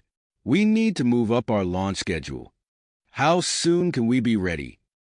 As the hangar erupted into a frenzy of last-minute preparations, Frank took a moment to gaze up at the Odyssey. In a matter of hours, they would be boarding the ship, leaving behind the relative safety of their home systems to venture into the heart of the artifact network. The fate of 2 species, perhaps even the entire galaxy, rested on the success of their mission. As Frank watched his team spring into action, he felt a surge of pride and perseverance. Whatever challenges lay ahead, they would face them together. With a deep breath, Frank strode towards the Odyssey's main airlock. It was time to make history in the making. As the airlock sealed behind them, Frank felt the familiar vibration of the ship's engines coming to life. The journey to the central control hub was tense, filled with last-minute preparations and strategy sessions. As they approached their destination, Frank gathered his team in the Odyssey's briefing room. "This is it," he said, his voice steady despite the gravity of the situation. "We're about to enter the heart of the artifact network. Stay alert and remember your training." As the Odyssey docked with a massive structure, Frank led the first team into the central control hub.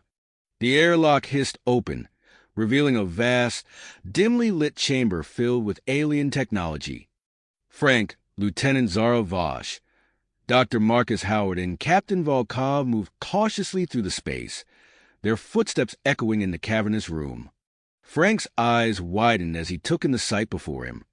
Rows of control panels lined the walls, covered in symbols similar to those found on the Nova Terra artifact. The air hummed with energy, making the hairs on the back of his neck stand on end. "Dr. Howard," Frank called out, "what do you make of these symbols?" Marcus immediately approached the nearest panel, his fingers tracing the alien script.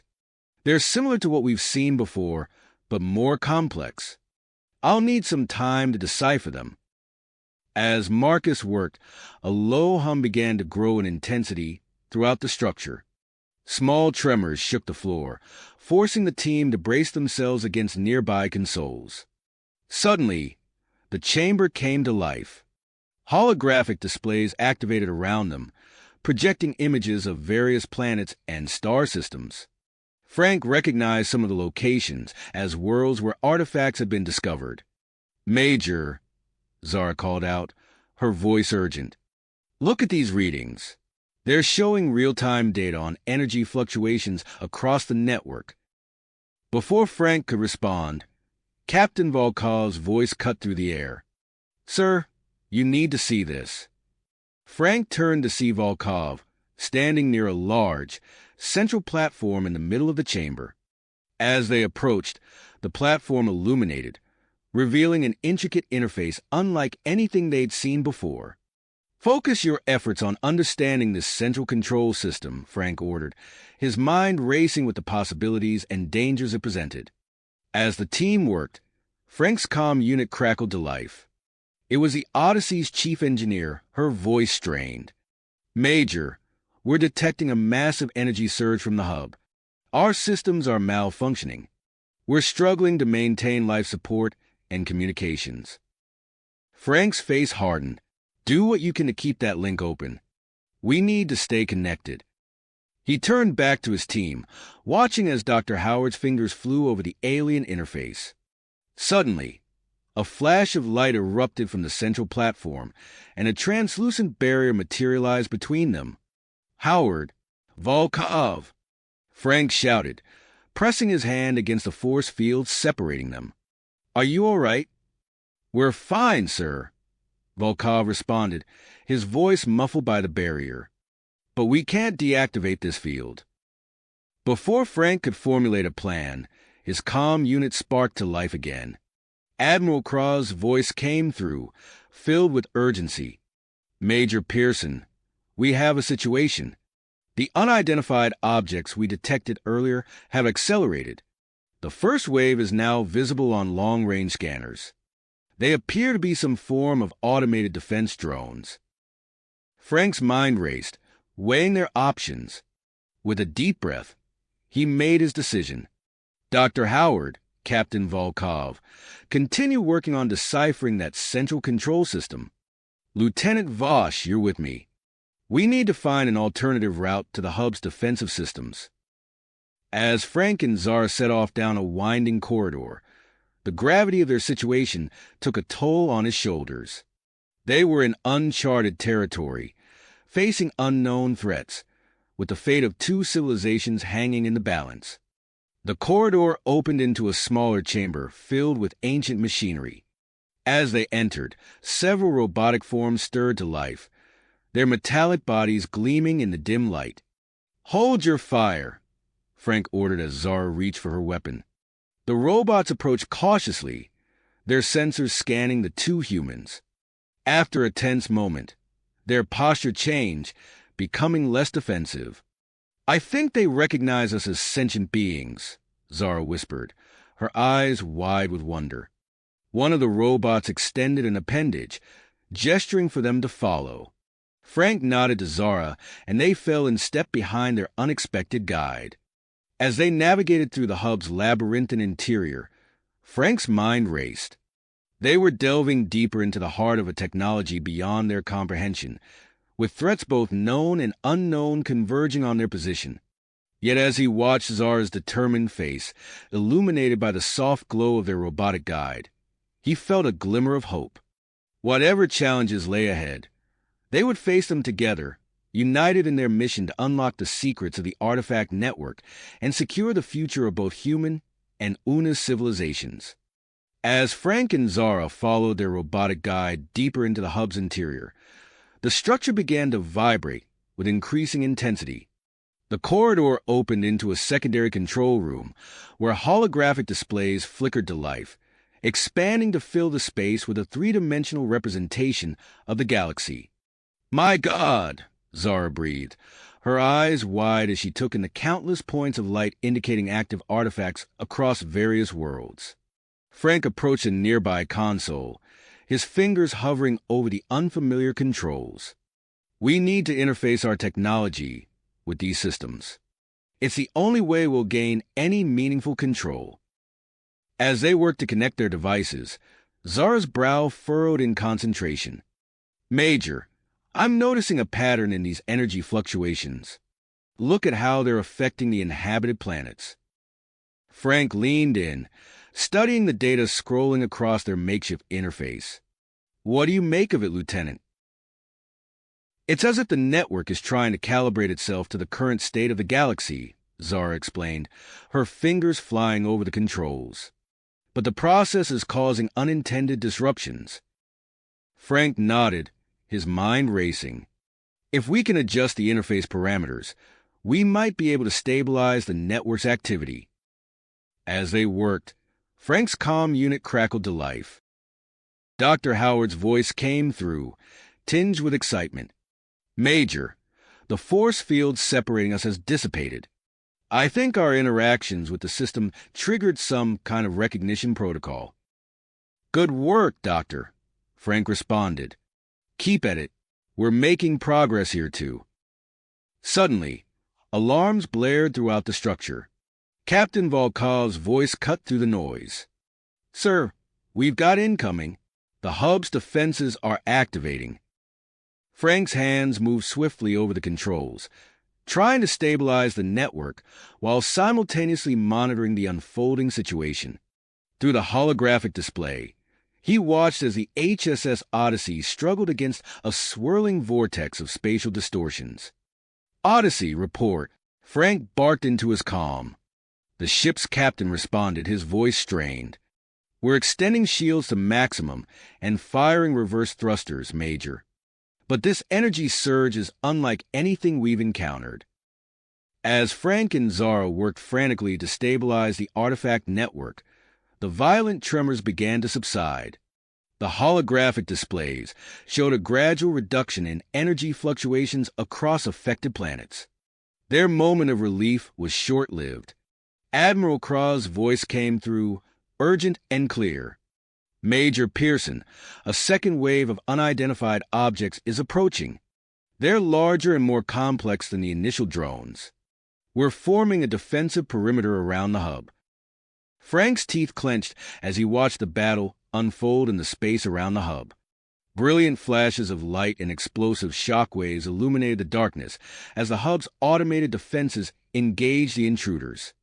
Dr. Howard, we need control of those defense systems, Frank called out. Working on it, sir, Howard replied. I've uncovered a subroutine in the hub's AI. It looks like a corrupted defense protocol, possibly triggered by the long dormancy. I'm attempting to isolate and neutralize it now. Frank exchanged a look with Zara. We're running out of time. We need to take a risk. Without further hesitation, Frank initiated a full integration of human and Una's command protocols with the hub systems. The structure surged with energy, temporarily overloading several systems. For several heart-stopping seconds, all displays and controls went dark. Frank held his breath, acutely aware of the battle raging outside and the fate of two civilizations hanging in the balance. Then, gradually, the systems rebooted. The displays came back to life, now showing information in a hybrid format that combined alien symbols with human and Una's language. We have control, Frank announced, his fingers flying over the now familiar interface. He quickly deactivated the hub's aggressive defense protocols, ceasing the energy weapon barrage. To everyone's surprise, the approaching unidentified objects responded to the stand-down command, halting just outside the hub's perimeter. With the immediate threat neutralized, Frank turned his attention to stabilizing the artifact network across the galaxy. Using the integrated control systems, he and his team began a coordinated effort to balance the energy output of artifacts on various worlds. As they worked, Frank received a transmission from Earth. The message confirmed their success. Geological activities on affected planets were rapidly decreasing. However, it also brought a new concern: emerging political tensions as various factions began to grasp the implications of controlling such a powerful galactic network. Frank looked around at his team, each member focused intently on their tasks. They had overcome incredible odds to reach this point, but he knew their challenges were a long way to go. As they prepared to present their findings and recommendations to human and Una's leadership, Frank realized that the true test of their cooperation was just beginning. With a deep breath, he turned back to the control interface. There was still work to be done, and the fate of two civilizations, perhaps the entire galaxy, rested in their hands. Hands! The weight of their accomplishments and the challenges still ahead pressed heavily on Frank's mind. As he prepared to brief Admiral Kraws on their progress, an urgent transmission cut through the air, its tone sharp and insistent. Major Pearson, this is Earth Command. We have a critical situation developing. Frank's eyes narrowed as he absorbed the news. A group of extremists, remnants of the Purity Coalition, had seized control of a powerful communications array on Earth. Their threat to broadcast a signal capable of disrupting the newly stabilized artifact network sent a chill down Frank's spine. Understood, Command. We'll take immediate action, Frank responded, his mind already formulating a plan. He turned to his team, their faces a mix of persistence and concern. We need to split up. Lieutenant Vosh, Captain Volkov, you're to return to Earth aboard the Odyssey. Deal with this threat swiftly and decisively. Zara nodded, her expression grim. What about you, sir? Dr. Howard and I will remain here to maintain control over the artifact network and fortify our defenses against potential cyber attacks, Frank replied, his gaze steady. As the team prepared for their separate missions, Frank pulled Zara aside. Lieutenant, I'm counting on you. The fate of everything we've accomplished here rests on your success. We won't let you down, sir, Zara assured him, her eyes meeting his with unwavering persistence. Within minutes, the Odyssey departed, leaving Frank and Howard alone in the vast expanse of the hub. They worked tirelessly, their fingers flying over the alien interfaces as they reinforced firewalls and established new security protocols. Major, Howard called out, his voice tense. I'm detecting multiple intrusion attempts. These aren't random attacks. They're too coordinated, too sophisticated. Frank's eyes hardened as he analyzed the data streaming across the screen. Someone's orchestrating a concerted effort to seize control of the network. Can you trace the source? Howard's fingers danced across the console, his brow furrowed in concentration. I'm working on it. Wait. I've got something. The attacks are originating from a single point, an uninhabited planet in the Omega Sector. As they delved deeper into the mystery, Frank's mind raced. Who could possess the knowledge and technology to launch such an assault? The answer, when it came, sent a shockwave through the hub. Major, Howard's voice was barely above a whisper. I've identified the attackers. They're survivors of the ancient civilization that created this network. Frank's eyes widened as the implications sank in. A rogue faction, awakened by the network's reactivation. They see themselves as the rightful inheritors of this technology. As Frank and Howard battled against the digital onslaught, events on Earth unfolded with breathtaking speed. The Odyssey touched down amidst a city in turmoil, its streets echoing with the distant sound of unrest. Zara and Volkov wasted no time. They quickly assembled a strike team, their plan hinging on a daring infiltration of the communications facility. As they approached the heavily fortified building, the extent of the extremist preparations became clear. Those are Una's force fields, Volkov muttered, his eyes narrowing as he studied the shimmering barriers surrounding their targets. Zara's mind raced, searching for a solution. We need to neutralize those fields. Any ideas, Captain? Volkov's face lit up with sudden inspiration. The artifact resonance device we used in the hub, if we modify it, we might be able to disrupt their shields. With time ticking away, they set to work. Volkov's hands moved with practiced precision as he recalibrated the device, his knowledge of the hub systems proving invaluable. Ready, he announced, activating the modified resonator. The effect was immediate. The extremist force fields flickered and died, leaving them exposed. Zara seized the moment, leading her team into the heart of the facility with swift, decisive action. The battle was intense but brief. Caught off guard by the failure of their defenses, the extremists fell quickly to the combined might of human and Una's forces. As the dust settled, Zara and Volkov found themselves standing in the facility's control room, surrounded by a treasure trove of information. "Captain, look at this," Zara called out, her voice tight with urgency. She pointed to a series of messages displayed on a nearby screen, their content revealing a conspiracy that spanned both time and space. The Purity Coalition. They're working with the rogue ancient faction, Volkov breathed, his eyes widening as he absorbed the implications. As they secured the facility and freed the hostages, Zara couldn't shake the feeling that this was only the beginning of a much larger conflict. With Earth secure for the moment, they wasted no time in returning to the hub, bringing with them a team of elite cyber warfare specialists.